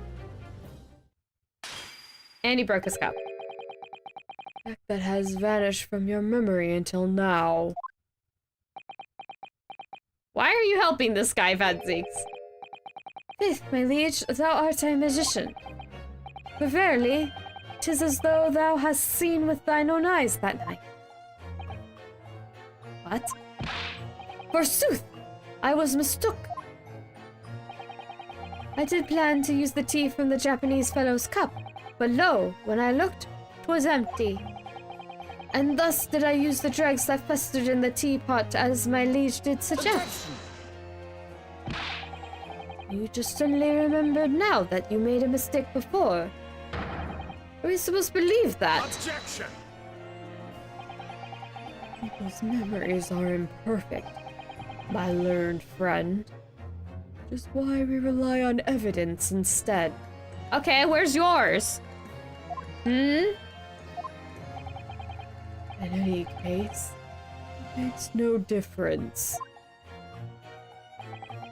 Victim's most recent testimony tells us two things of note. Firstly, the poison was put into the victim's teacup only. And secondly, the spoiled cup was not the source of the inspired ice coins that have bewitched this court. Prosecution makes a fine summary of the facts. Furthermore, that testimony remains valid and in full support of the established facts. In other words... Oh, off goes the cape. Prissy nobleman cometh. Is present here. We no longer have the blah blah blah vampire. We now have a prissy nobleman. Thank you, Fanzeeks. Lovely change of face. The inconsistency claimed by the defense simply does not exist. No. What does this mean then? If you declare, it means there's no issue with the gas thief's testimony. Apart from the bit about thieving gas, obviously. My lords and ladies and gentlemen of the jury, I do solemnly swear, after I did dine at Grubbery's alehouse that night, naught did pass my lips, but black tea given me by the Japanese, whose back be stooped as low as death. And on what did you dine, sir? Why, I did partake of my favorites. A broth as wouldst be called soup, and a leaf as wouldst be called salad. As insalubrious? Insalubrious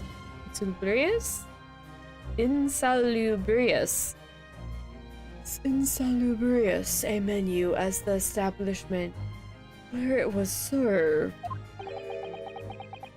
But you gods will give us some faults to make us men. Willingly would I suffer what punishment 'tis seen fit to serve a wicked thief of gas. But I pray ye wise and noble fellows, ne'er forget the simple truth. That be one thing, and this be another.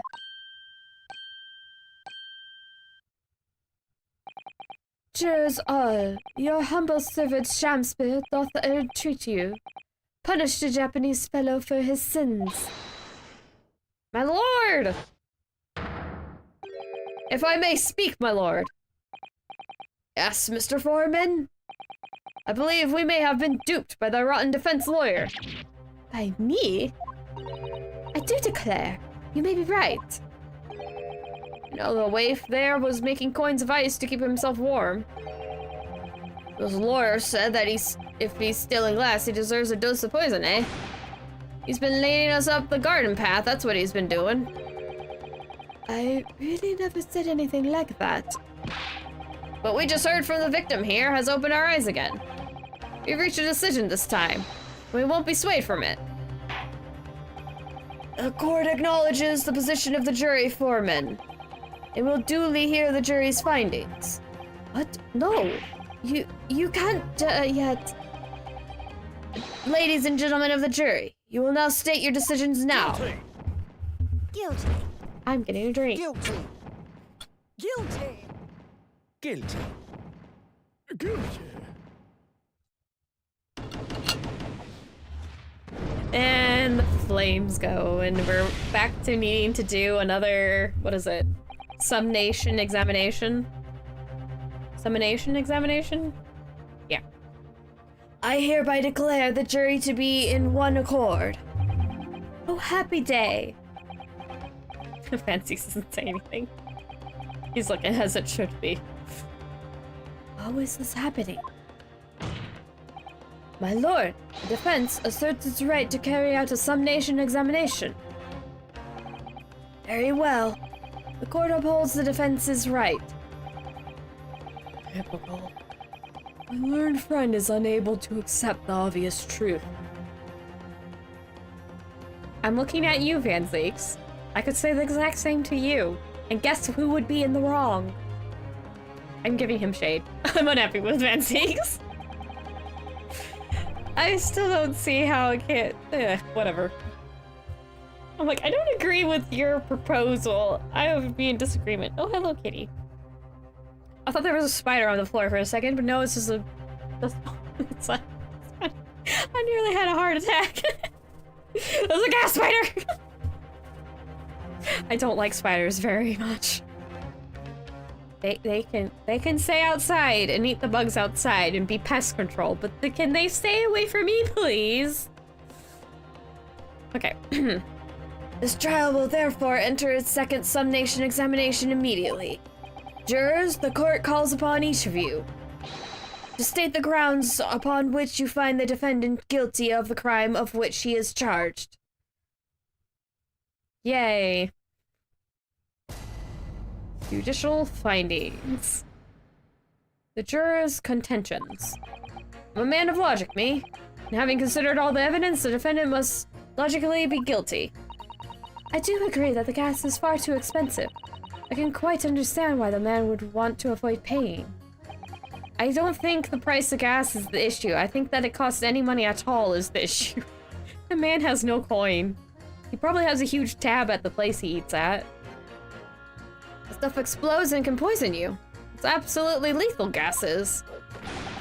Gas doesn't come for free. It costs a fortune to deliver it around the city and maintain the pipes. Truth be told, the tea my wife serves up for me is a little sketchy at times. What does that have to do with anything? Nothing else passed the victim's lips that night. There's no other explanation, is there? I think we have to question a few of these jurors. I do feel that perhaps personal opinion about gas and its supply has influenced the decision somewhat. But never mind. Oh no, you really shouldn't mind. The truth is, our counter-argument wasn't as unassailable as we'd hoped. And Mr. Shamspear was poisoned. There can be no doubt of that. Then, how are we supposed to turn this around? I think we need to establish the method by which Mr. Shamspear was actually poisoned. Our only hope is to demonstrate that to the court incontrovertibly. But that's surely almost impossible at this stage. If we don't manage it, though, Mr. Natsume will be found guilty.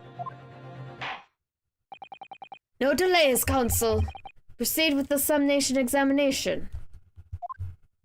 You get to see Ryunosuke walk about. Hi, Ryunosuke. It's the man! Defense's rebuttal. Okay, I don't think this. I want to learn. What do you mean? Would we please talk about the poison rather than the gas, do you think, sir? Well, if you like. I mean, to be honest, I take poison over gas every time. You Take poison? What I mean is, poison can only poison you. It doesn't explode, does it? Goodness me, what are you talking about? Set him straight, please, lawyer man. Well, it's certainly true that poison isn't prone to exploding. But I think you'll find poison also can't light or heat up a room. Ah! You're right! I didn't consider that at all. Young lawyer man. Yes. You have a good head on your shoulders. Could use someone like you in our company's legal representative. Well, I wasn't expecting to pick up more business in the middle of a trial. That's for sure. Anyway, the point is, I haven't had the best experience with gas companies in the past. Okay. Hold it! I guess we'll press on it. Will you please refrain from all this talk of gas? There's an all-out attack underway here in case you hadn't noticed. Against my company's gas. And I'm supposed to sit here and take it, am I? I don't think so. She's really busy now. All I've heard about our wonderful fuel is explosions and poisoning. What about electricity, What about getting electrocuted? What about that? Oh, don't even get me started about electricity and this time. Oh my gosh, it's a nightmare. I'm like, how did you guys not burn down your houses more with electrical fires? Or electrocute yourselves? Or any number of things? For crying... If you want to hear a bunch of horror stories about the misuse of gas and electricity, please, by all means, go look up Victorian and Edwardian times. It's a... It really makes me appreciate why we have regulations today. That's for sure. Also, the fact that I'm glad I'm not rich, and I'm certainly not, even if I were to become. I'm certainly not buying new products. It's like you pay a pretty penny to be the first guinea pigs and finding out exactly why you shouldn't buy something. Oh my goodness. Okay, anyway, that's a whole history I could mention some things out of. But now's not the time and place. Though there are... Oh, I think it's like called it Hidden Killers of the Victorian Home. It's not 100% perfect. Talks about corsets as being something bad, but I'm like, no, that's only if you wear them improperly or you're stupid enough to wear somebody else's. They're very tailored garments.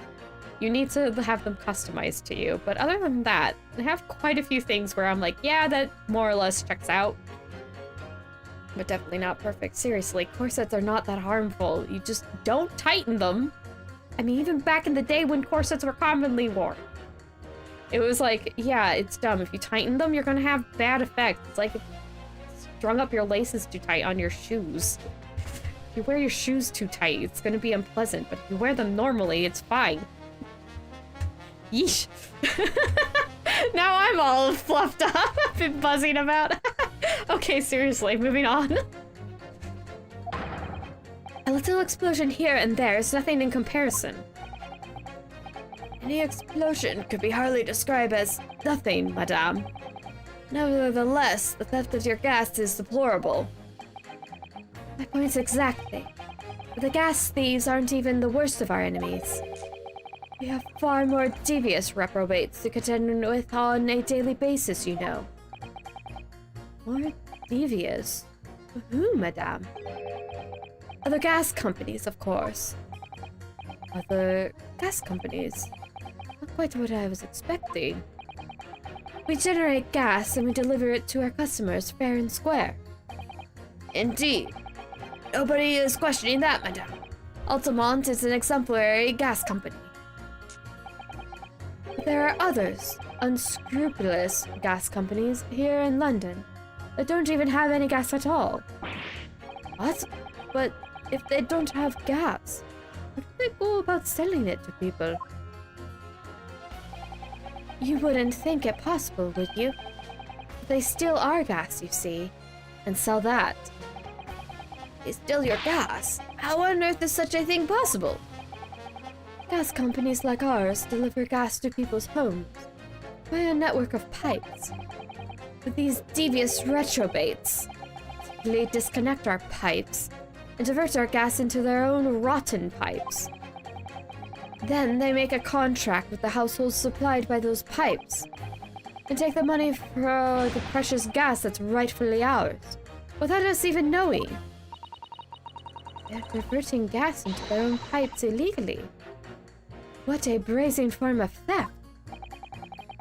When we visit customers' houses to collect the money for their meters, we always have to check whether or not one of these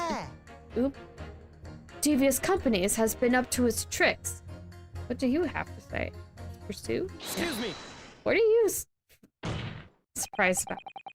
Do you have something to say about that, juror number 3? Oh, golly, you mean me? I'm terribly sorry. I was just thinking to myself.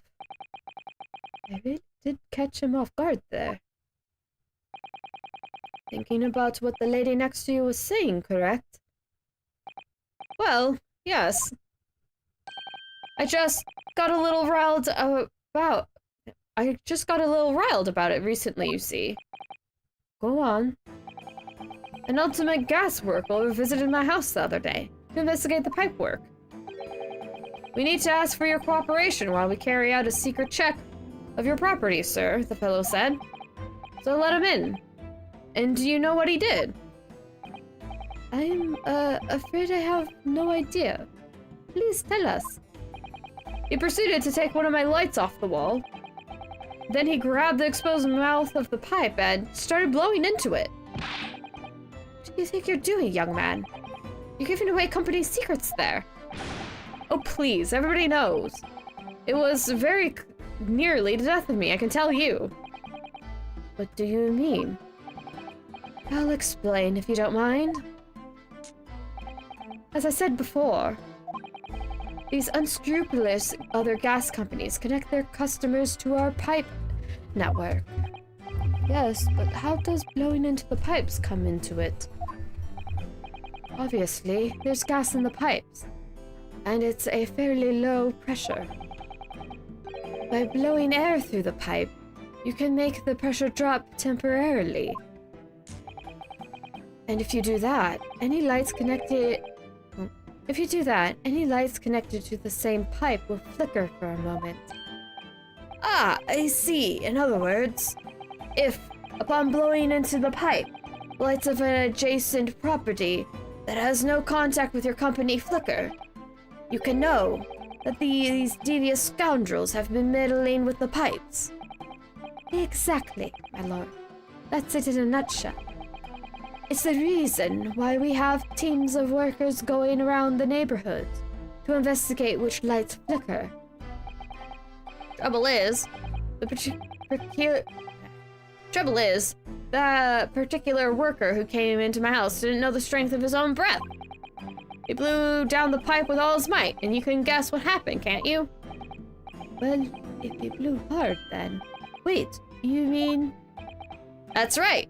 The lights didn't just flicker, they went out. Along with the stove. Gas started pouring into the house. What a disaster. The gas supply must have been the gas supply must have been interrupted briefly because the man blew too hard, so the flames went out. I'm afraid I yelled at the fellow. Are you trying to kill us all? I said. Yanosuke's thinking. You got your thinking cap on there, buddy. So by disconnecting a lamp and blowing into the exposed gas pipe, which I want to bring a certain picture up. You know, disconnecting a lamp. So you little Mises could start piecing things together, because I was thinking of that, but that doesn't necessarily mean you guys were thinking of that, so I figured I'd show. You're welcome. Oh, wait. Let's see. So by disconnecting a lamp and blowing into the exposed gas pipe, it's possible to extinguish lamps and stoves connected to the same network of pipes. Like how Mr. Natsume's gas stove keeps turning off mysteriously, and he's been having problems breathing which happens when your room is full of gas? Hmm? Hint, hint, wink, wink. Not subtly at all. And then, when the gas starts flowing again, it just silently seeps into the room. Mr. Naruhodo, I think perhaps. Yes, this is almost certainly the clue we've been hoping for.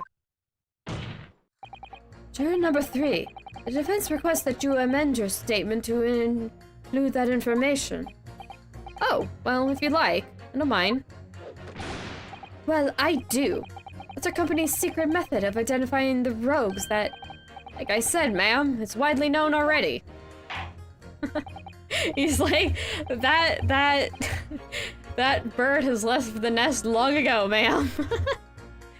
Very well. Juror number 3, you will amend your statement accordingly. Yes, my lord. Although I'm not really sure what the point of all this is.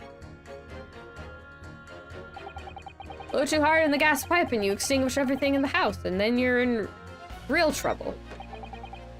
Yeah, okay. I don't think we have to ask about the key. I think this might be useful. Does that mean if the victim could be shown to have ingested something else, you change your leaning? Sonny, what was that now? Oh, I was just saying, if the victim did actually eat or drink something else on the night... What's the matter with you? Sorry? I said, if nothing passed the victim's lips that night, there's no other explanation, is there? Haven't you been listening to me at all? I feel there's an English expression about a pot and a kettle that's appropriate here. Pot calling the kettle black. Agreed, Ryunosuke. Very much agreed. Ew. I think I need to adjust my headphones. Hard to hurt my poor ears. There we go. Compared to the other jurors, who don't even appear to have anything to say about the case at all, it would seem that this elderly gentleman has been listening to the proceedings far more intently. I suppose the trouble is, he has selective hearing. Exactly. But still, this juror may be the key to the breakthrough that we so desperately need. Nope, wrapper.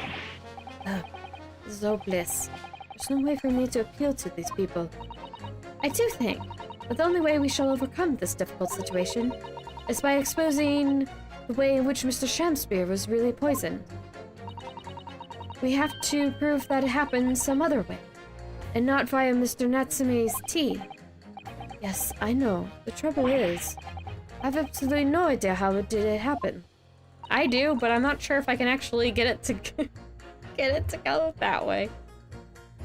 Mr. Naruhodo, I would wonder if perhaps there's something you might have forgotten. Oh? Like what? It's important to watch everyone involved and pursue people if they react to something someone else says. If you'd like me to remind you exactly what I mean, I'd be more than happy to, of course. No, I don't need... No need. We're good. Let's just skip through this. Yeah. We got that already.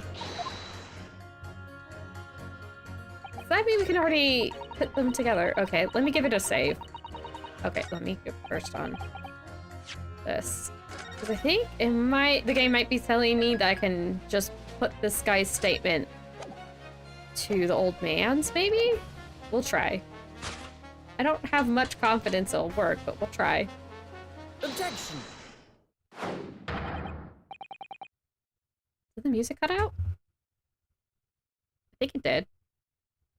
Oh, I could check. Yeah, it's dead quiet. Okay.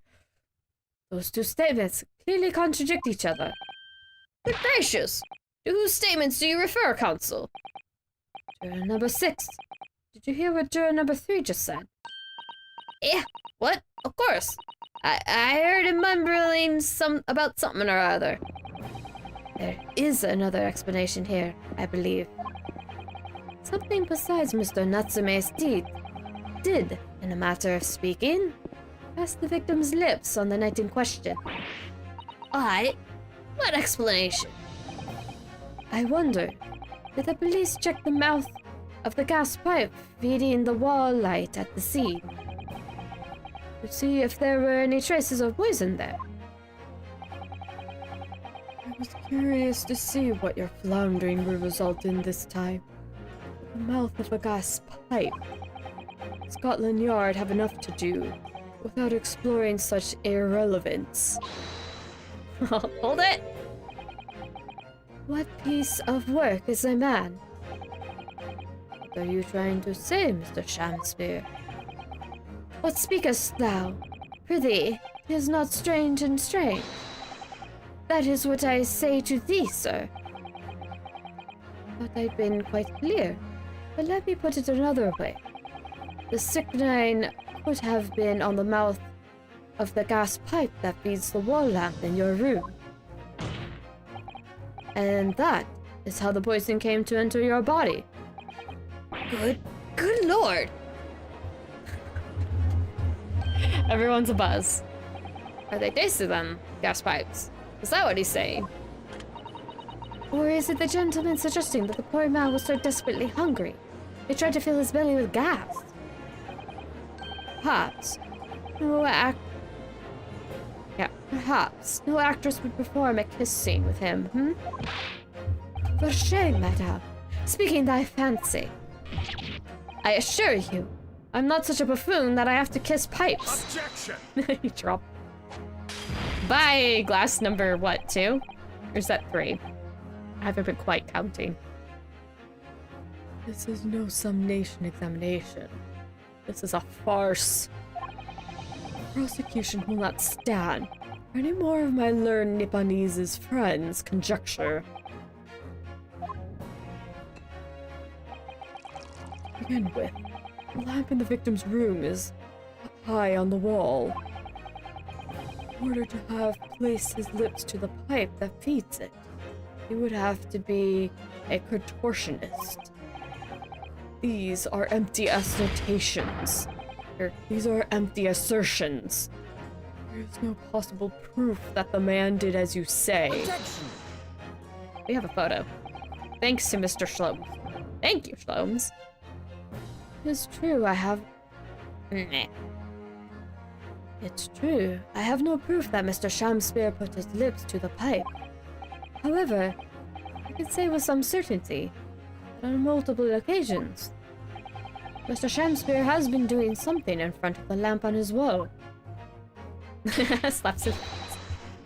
And I have evidence to prove it. Alright, you got our attention, lad. I'd like to see how you can be so sure of yourself. So would I. Let's see this evidence, then. Now that I've got the jury's ear, I need to make this opportunity count. This is the proof that, time and time again, the Shamspeare stood in front of his gas lamp. The handprints on the wall. Take that! What the? These are... wait. What are they called? Yes, skin prints that were found at the scene. Skin prints, counsel? Never heard of such things. The Justice Ministry is currently assessing whether or not to permit fingerprints as evidence in court, however. My lord, this is an exciting new forensic technique developed by the great detective Mr. Herlock Sholmes. It reveals all the places that Mr. Shamspeare touched in his room. Never seen anything like it. I mean, that's black magic, isn't it?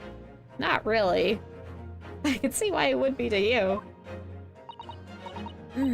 Well, if anyone could invent something like this, it's that great Sholmes fellow. That's for sure. I hope he's getting this patented. They're like...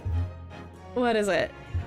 Oh yeah, there's the Regent blood thing we used in the Windy Banks episode, which was episode 5. And now we have this. I hope in the intervening months you guys were doing paperwork so we can use these in later trials. Legally, because I bet Van Zeeks is going to bring up how this isn't in the legal courts. It can't be used as proper evidence. I agree. This month's edition of Engineering Thumbs was quite fascinating. We found skin prints in many places that you would expect. On the table, on the costumes. However, Mr. Shamspear also happens to have been touching some very unexpected places in his room. For example, here. Around the hanging picture there. Indeed, multiple handprints appear to be visible. Well, I wonder, could he have been appreciating the artwork, perhaps? At first, my colleagues and I thought the same. However, imagine standing with your hands where those prints are, and you would find yourself directly in front of... Ah! I don't believe it.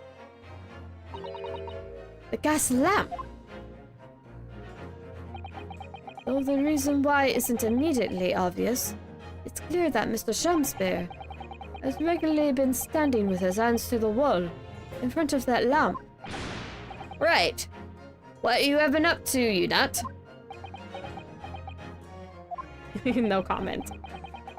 I'd ask the court to recall juror number 4's earlier statement. Me? What did I say? You said that blowing into a gas pipe would make the lights in the entire building flicker. And now, you recall juror number 3's statement. What? Me? How? The gas worker who visited his home blew with too much force into the pipe, caused all the lights in the gas stove to go out, and the gas started leaking into the rooms. Obviously, that incident was an accident. However, the simple fact is, if Mr. Shamspear were to have blown hard into the gas pipe here in his room, he could have extinguished every other light and gas stove in the building at will. Crikey! Are you suggesting that the man purposefully caused the gas to... Objection! He's not impressed. Hi, Van Zeeks. Are you gonna throw your glass again? Whilst I acknowledge that the prosecution is required to remain silent during a summation examination, I must toast my learned friend's utter disregard for the letter of the law. What is the meaning of this, Lord Van Zeeks? This curious photograph, whatever it is, presented by the defense, so-called skin prints. Clearly, that cannot be accepted as any form of... Who? Once again, Dewey Van Zeek's voice makes me yawn. Okay, let's try that again. Clearly, that cannot be accepted as any form of usable evidence in this case.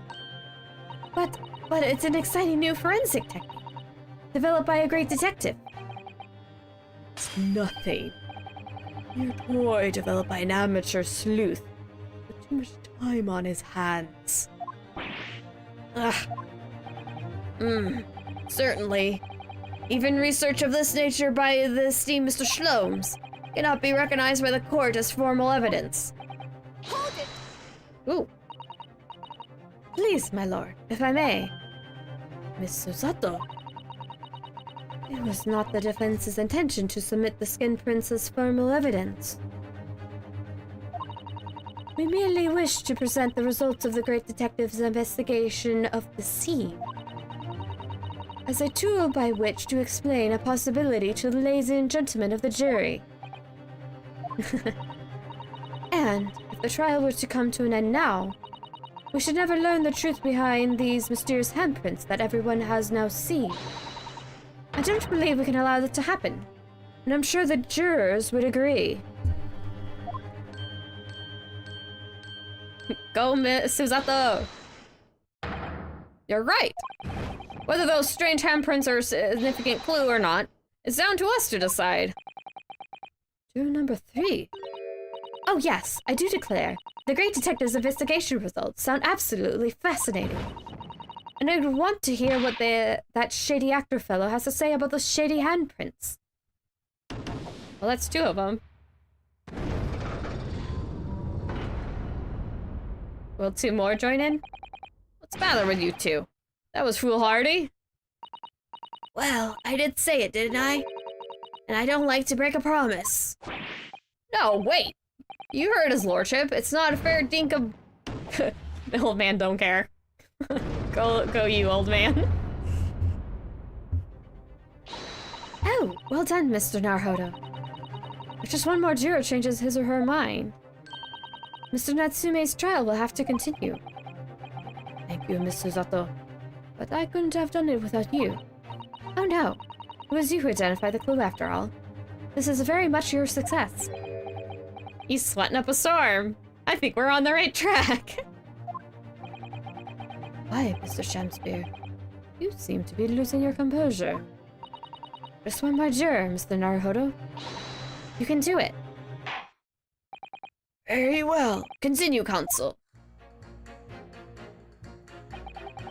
May not logic me, and having considered all the evidence. Okay, let me just... What are you saying now? I'm very interested in the results. Okay, yeah. I'm just interested in the results of scene. He's ready to consider. Truth be told. Okay, what's up with you? You mean it's poisoned? That's right. It happened a tiny few times now. This is most troubling indeed. It's always days like this one where I don't get any wages. I get I get it. Yeah, sorry, I'm messing up the line. I get in at tea time, see? And I see her doing it, my wife. She gets that devilish look on her face. Or she slips some white powder into my cup. Are you sure it's not sugar? Or is it salt because she's salty? And you drink it anyway. I was brought up proper, I was. Someone gives you a cuppa, you drink it. And what happened to you? What did it taste like? God awful, believe you me. Salty as hell. She puts salt in it instead of sugar. I mean, you can poison someone with excessive salt. You can do that with literally anything. Which, by the way, humans are mostly made up of water. And you can still die of water poisoning. It's extremely hard to do. Well, I say that, but it actually isn't. If you start chugging down gallons of water in a few minutes, say in, I don't know, a a chug contest, then yeah, you're probably in danger. But, I guess I should say, if you're a frat boy, don't have water drinking contest of large amounts of water. You actually can poison yourself. You don't want one of your mates dying due to that. That would be, a very somber affair. I mentioned that because that's usually where it happens. Drinking that sort of water drinking contest. As such. Yeah. Put a limit to it, like a large glass of water. How fast, who's the fast at drinking that? Don't do large amounts of water in a short period of time. You will literally poison yourself with water poisoning. Which is, on the norm, hard to do. Oy vey. Anyway, this is not the case. But I will warn. I like to put in warnings and stuff when I can, I guess. Sharing knowledge. Even though it's obscure and perhaps esoteric. Everyone's quiet. They're like, that's just salty. That's not even poison. That's just salty. Then I think perhaps that what your wife put in your tea was salt. No! So, she doesn't even care enough to poison me properly, eh? Unbelievable. I don't think she's trying to poison you. I think she's just showing how upset she is. Let's move on, please. Okay. We got those. You're the only... You two. Okay, what does the first juror have to say? Hold it! Otherwise, we must have to talk to the lady again? All of the evidence, you say? That's right. and there's no room for doubt. It's all pointing at the Japanese man with the big mustache. That's the Englishman with the bigger mustache. Ryunosuke's not a mustache. But the defense just demonstrated another possible explanation for the events on the night in question.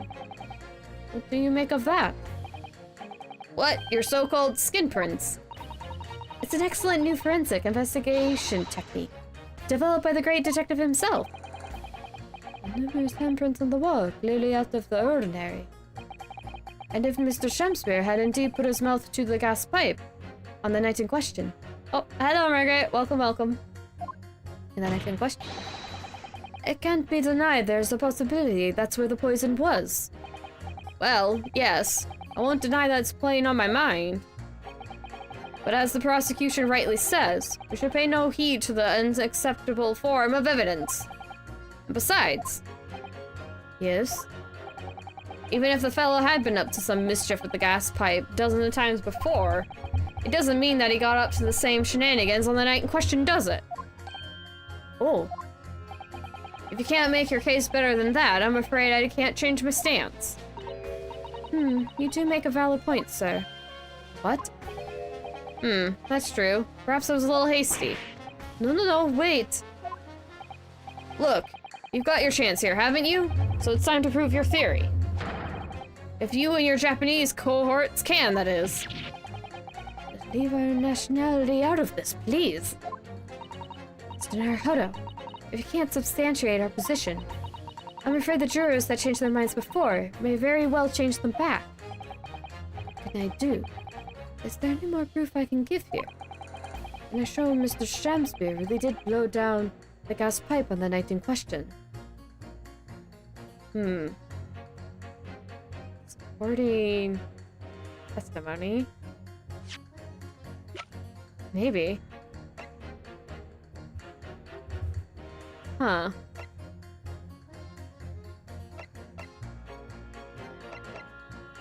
It's too bad I don't have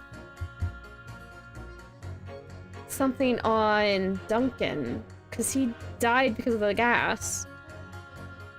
And that was a month ago. So Shamspeare was there. Shamspeare very well could kill this guy too. He wants into that room. Supporting testimony. That might be what I have to do, but what to say? Oh, maybe I can say that okay. Well, I'll save it. Either way, it's gonna fall. Let's see if I do what's supporting testimony does.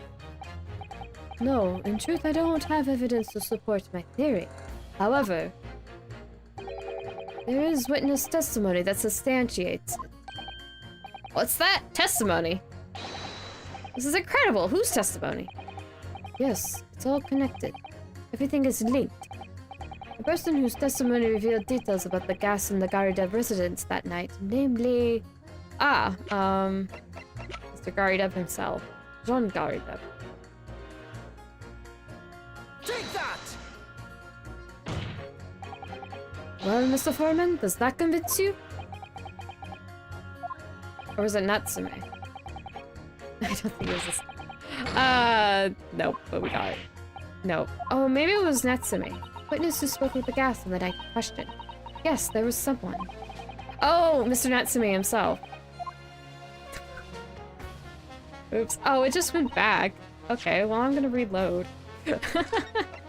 Besides, it's right before you're presenting. You don't have to go through the dialogue again.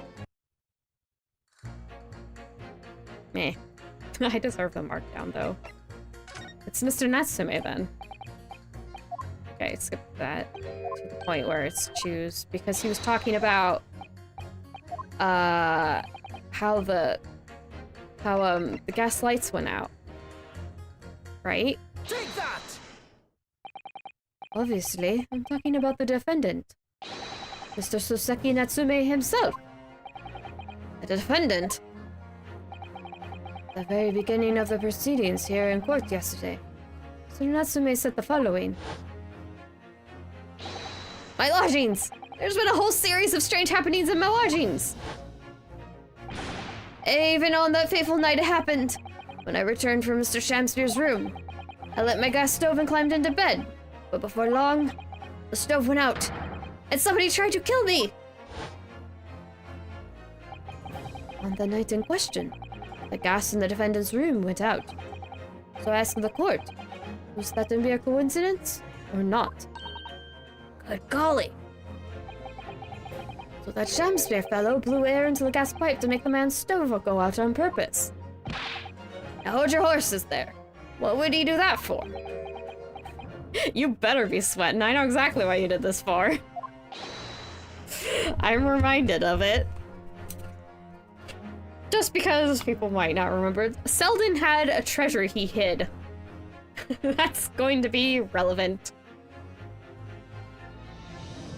And I need to drink some more water.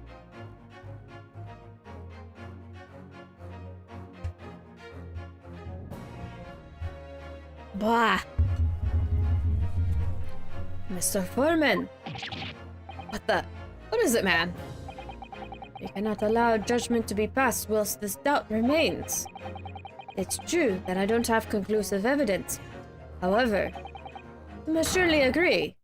There's more to this case than meets the eye. Ugh. Are you gonna change your verdict? Or, not verdict, leaning? Fair enough. Like I said at the outset, I'm a man of logic, first and foremost. How mad is Van Zees going to be? How mad is Mr. Blah Blah Blah going to be? Is he going to toss a wine bottle into the galley again? Seriously, somebody should stand behind him and catch that thing. That's for jurors leaning towards not guilty, my lord. We've overturned the decision. Therefore, the defense calls for the trial to continue. I'm sure Fancy is very upset.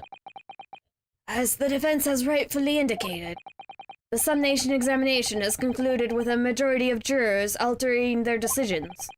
2 jury members now called guilty, 4 now called not guilty. Therefore, the jury's opinion is conflicted, and in accordance with the law of this land, I hereby order the continuation of this trial. Can we test the pipe? Mr. William Shamspeare. My lord, how can thy humble Shamspeare serve thee? What say you in response to the various revelations made during the summation examination? So God meant me, do I solemnly swear.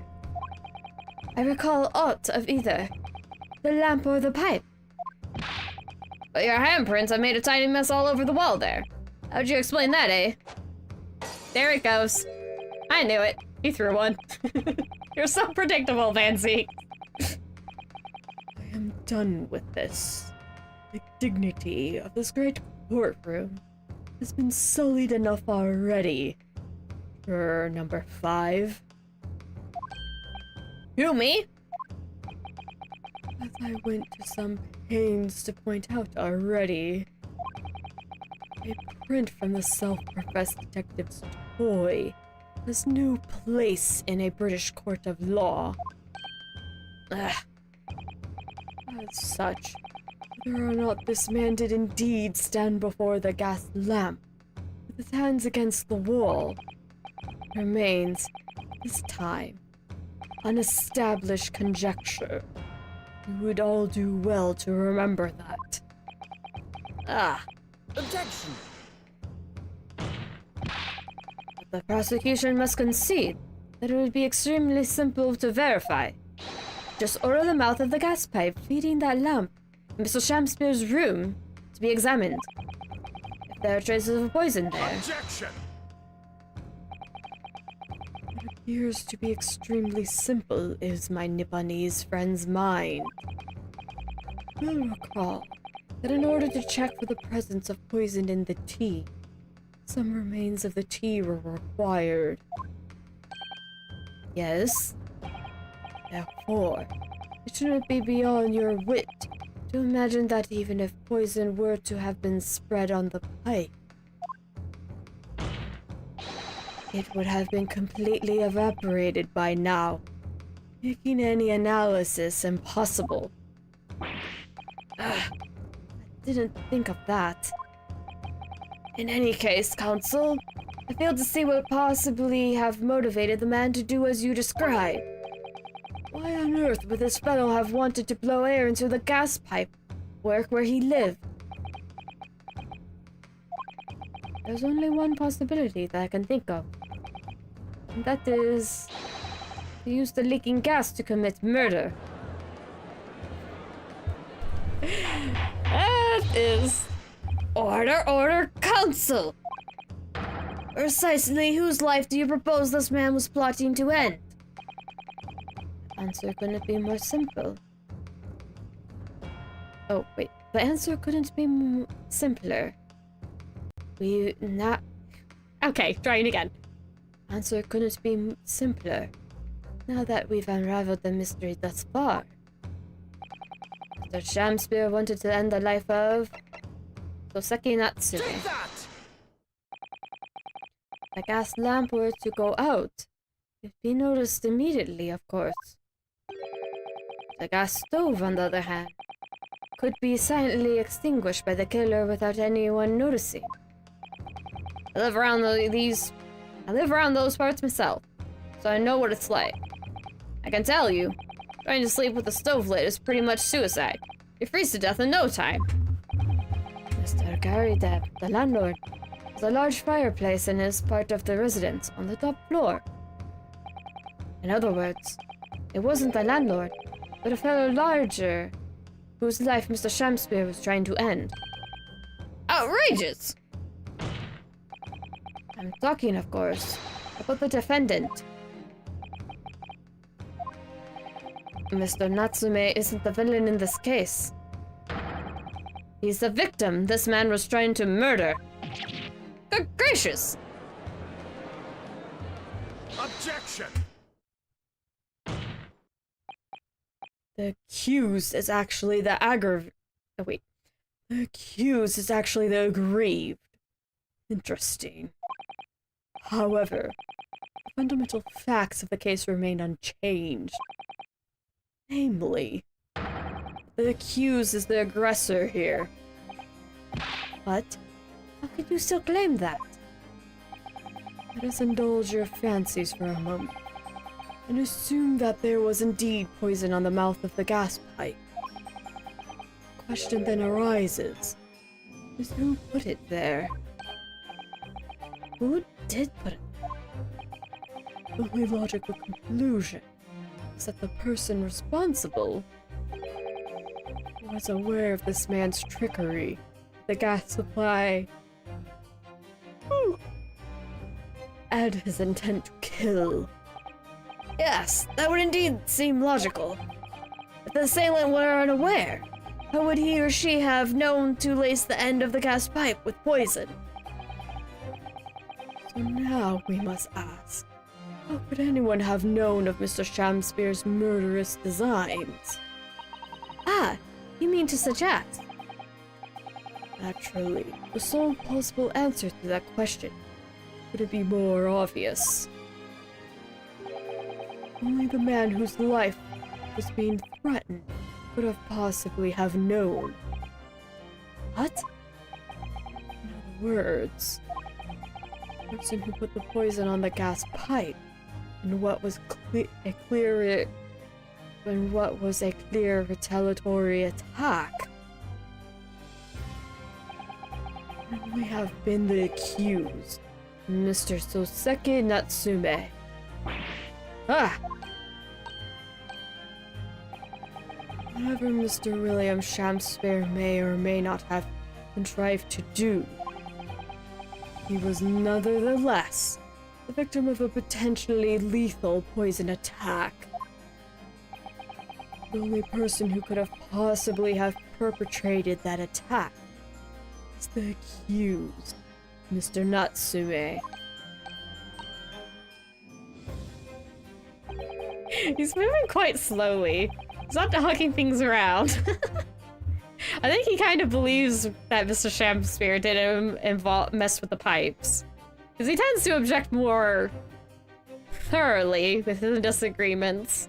So he's going like, we can't prove that. But I do believe that's what's happening.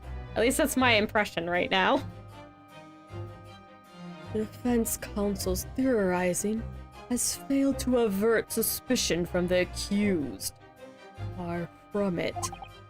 In fact, now that a clear motive for the poisoning has been successfully established, that suspicion is greater than ever. Do you not agree, my Nipponese friend? Ah. Oh no. There goes the jury.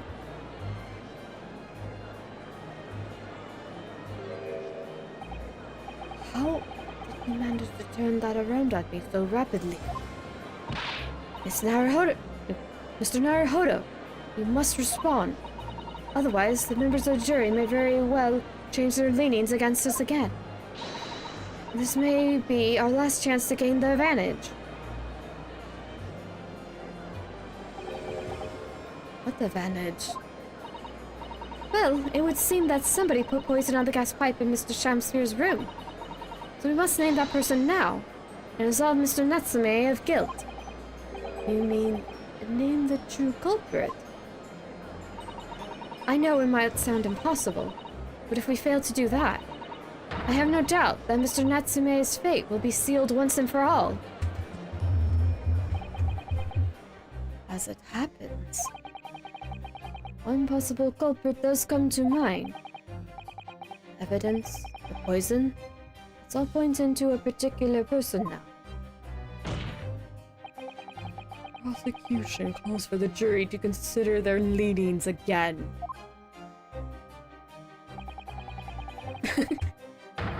Trust you'll make the correct choice this time, Mr. Foreman. What? Oh, don't you worry. We know exactly what... Fancy's like, what are you up to? There is one other person who I believe could have been involved in all of this. The true culprit of this crime. The true culprit? A term found only in second-rate novels featuring third-rate great detectives. My Nipponese friend. Rude! We have said this a few... We've had 2 cases. Wait, let's see. Yes. At this point in time, they've just done Mr. McGilded's case. A few days after is Mr. Natsume's first case with the whole stabbing incident. So, though I can't say for Mr. McGilded's, as anyone watching up till now would be able to attest themselves, that was not really a true culprit reveal moment. But certainly for the previous case. So how rude, Van Zeeks. You've had this happen to be truth and fact. Just the case before. Or have you forgotten that? It was only a few days ago, man. You're so rude, Van Zeeks. More ways than one. Okay, wait, I should probably reread those. Okay. A true culprit? A term found only in second-rate novels, featuring third-rate great detectives. My Nipponese friend. But why not? This farce has gone on for so long already. I see no reason to cut it short, or its disappointing climax. Thank you. Alice, my learned Nipponese friend. What is your latest theory? Who is the so-called true culprit of this crime? Olive Green. Take that! The name of the person responsible for the poison that afflicted Mr. Shamsphere is, I believe, Miss Olive Green. If you remember, she got a letter explaining something. And she has reason to be invested in this case, given that her fiancé died. Presumably, from what evidence we have, of Mr. Shamspear's hand. He's trying to get at the room the ex-convict was getting at. Well, lived at. He was trying to get that room empty so he could get in, because that ex-convict has a secret treasure that has not been found yet. People were mentioning that. So it's been a while, so I wouldn't blame people for forgetting, but that's what's going on. Miss Olive Green. Miss Olive Green. I do feel as though I've heard that name in the recent past, Council, but I don't recall where. Miss Olive Green. The woman from 6 days ago. Yeah, she got stabbed, the poor woman. The victim in the recent case of stabbing on Briar Road. An incident for which Mr. Natsume was arrested, I hasten to add.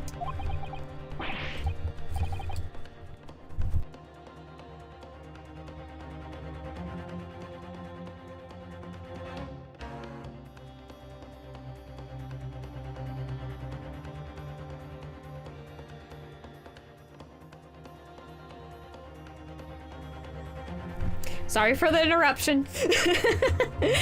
Somebody needed help and I was the only one to do it. But we're good now. Sorry about that. Okay. Oh, of course, yes! Screen. She was left comatose for some 3 days, I believe. I hear she regained consciousness 2 days ago. I hardly need remind the court that Mr. Shamspear's poisoning took place 3 days ago. Given that the woman was lying comatose in a hospital bed at the time, she appears to have a rather fine alibi. True, on the night in the incident. Meh. True. The night that the incident occurred, Miss Green was in hospital unconscious. So on the face of it, it would seem that she couldn't possibly be responsible. But still. My colleagues and I visited Miss Green in hospital yesterday, and we found her to be in possession of a bottle of poison. Good gracious, she had poison! And there is another fact that links Miss Green to this case as well. The defense requests that she be brought to the witness stand in order to explain the details to the court. Tell me, Mr. Shamspear. My lord, pray, what be thy bidding? Are you acquainted with Miss Green? No, never heard of her. Judging by the look on Mr. Shamspear's face, I think perhaps he genuinely doesn't know her. At least, not by name. It's the voice of Her Majesty's prosecution here. I adhere to my word. We will see my learned Nipponese's friend's farce through to its conclusion. I appreciate that. Prosecution requests a short recess, my lord, in order to subpoena the witness and bring her here. Yes, Miss Olive Green. Indeed, my lord. 1 hour should be sufficient. Very well. I grant the request. Excellent, I hope. Very excellent, Naruhodo. The defense has made a most extraordinary accusation, I must say. But at the present time, I feel the prosecution's argument remains largely uncontested. Accordingly, I'm afraid the defendant and his culpability remain the sole subject of this court's attention. Thank you, consuls. We reconvene in 1 hour. Court is adjourned. And also,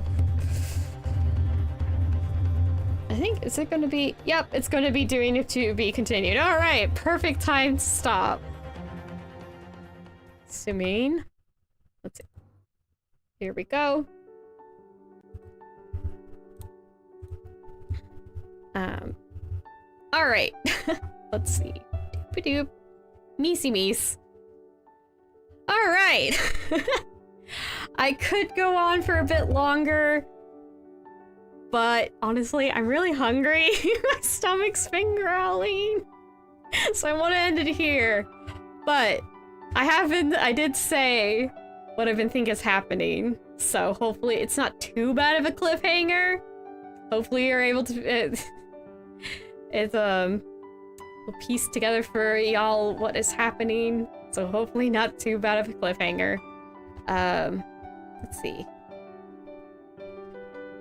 Yeah, so it does look like we'll be able to finish next stream, so Monday, probably. I don't plan to schedule it differently, but that also means, well, actually, it's a week from now, wouldn't it be? Yeah, it would be a week from now. We'll be getting to the 8th episode, which is the third episode of Resolve. I'm very excited for that. So excited. There's a certain reason why. I'm still gonna have to be mum's the word for a bit, but I'm getting really excited.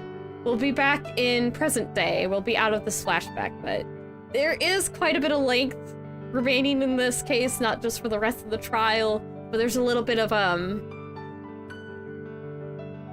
post-trial afterwards stuff. So that's also why I want to end it. I'm like, we're not finishing this off in like 20 minutes or something. Even if I'm fast. Even if I don't get stuck again. But hopefully it won't be too strenuous of a wait to Monday to finish this bit off. Actually, I wonder if we'll be able to start episode 8. Well, we'll see, I suppose. we'll all see, because even I don't know. But hey, that would be cool. If we start episode 8, I'm gonna have to put that in the title. Somehow. Because I have been trying to put what episode we're on in the title of the videos, so if you're going through it, you can find it. If that's been helpful, you're welcome. I do try to consider the viewer from a viewer's perspective, or how to be a little more helpful and whatnot. Yeah, I hope it was helpful. So in any case, I am going to have to leave it here. I keep going, I'm sorry. But going to end it here. Comment, and likes and comments would be appreciated. So would be subscribing. I'm tripping up all over my words. I'm so sorry. But yes, any interaction would be appreciated. I very much appreciate you just watching. So if you don't want to do any of those things, I mean, don't have to. I'm just glad you showed up. That's helpful all the same. And that's true for if you're watching live or in one of the VODs. I very much appreciate any interaction or help you're willing to give on my journey as a content creator. It's very appreciated. Of course, more gratitude for the more help given. I mean, that kind of goes without saying almost, but if you're only able to help a little bit, you're only able to help out a little bit. There's no it's not like you did anything wrong. I still appreciate it, but regardless, I must bid all of you goodbye with a fun bye-bye, and I hope to see you another time.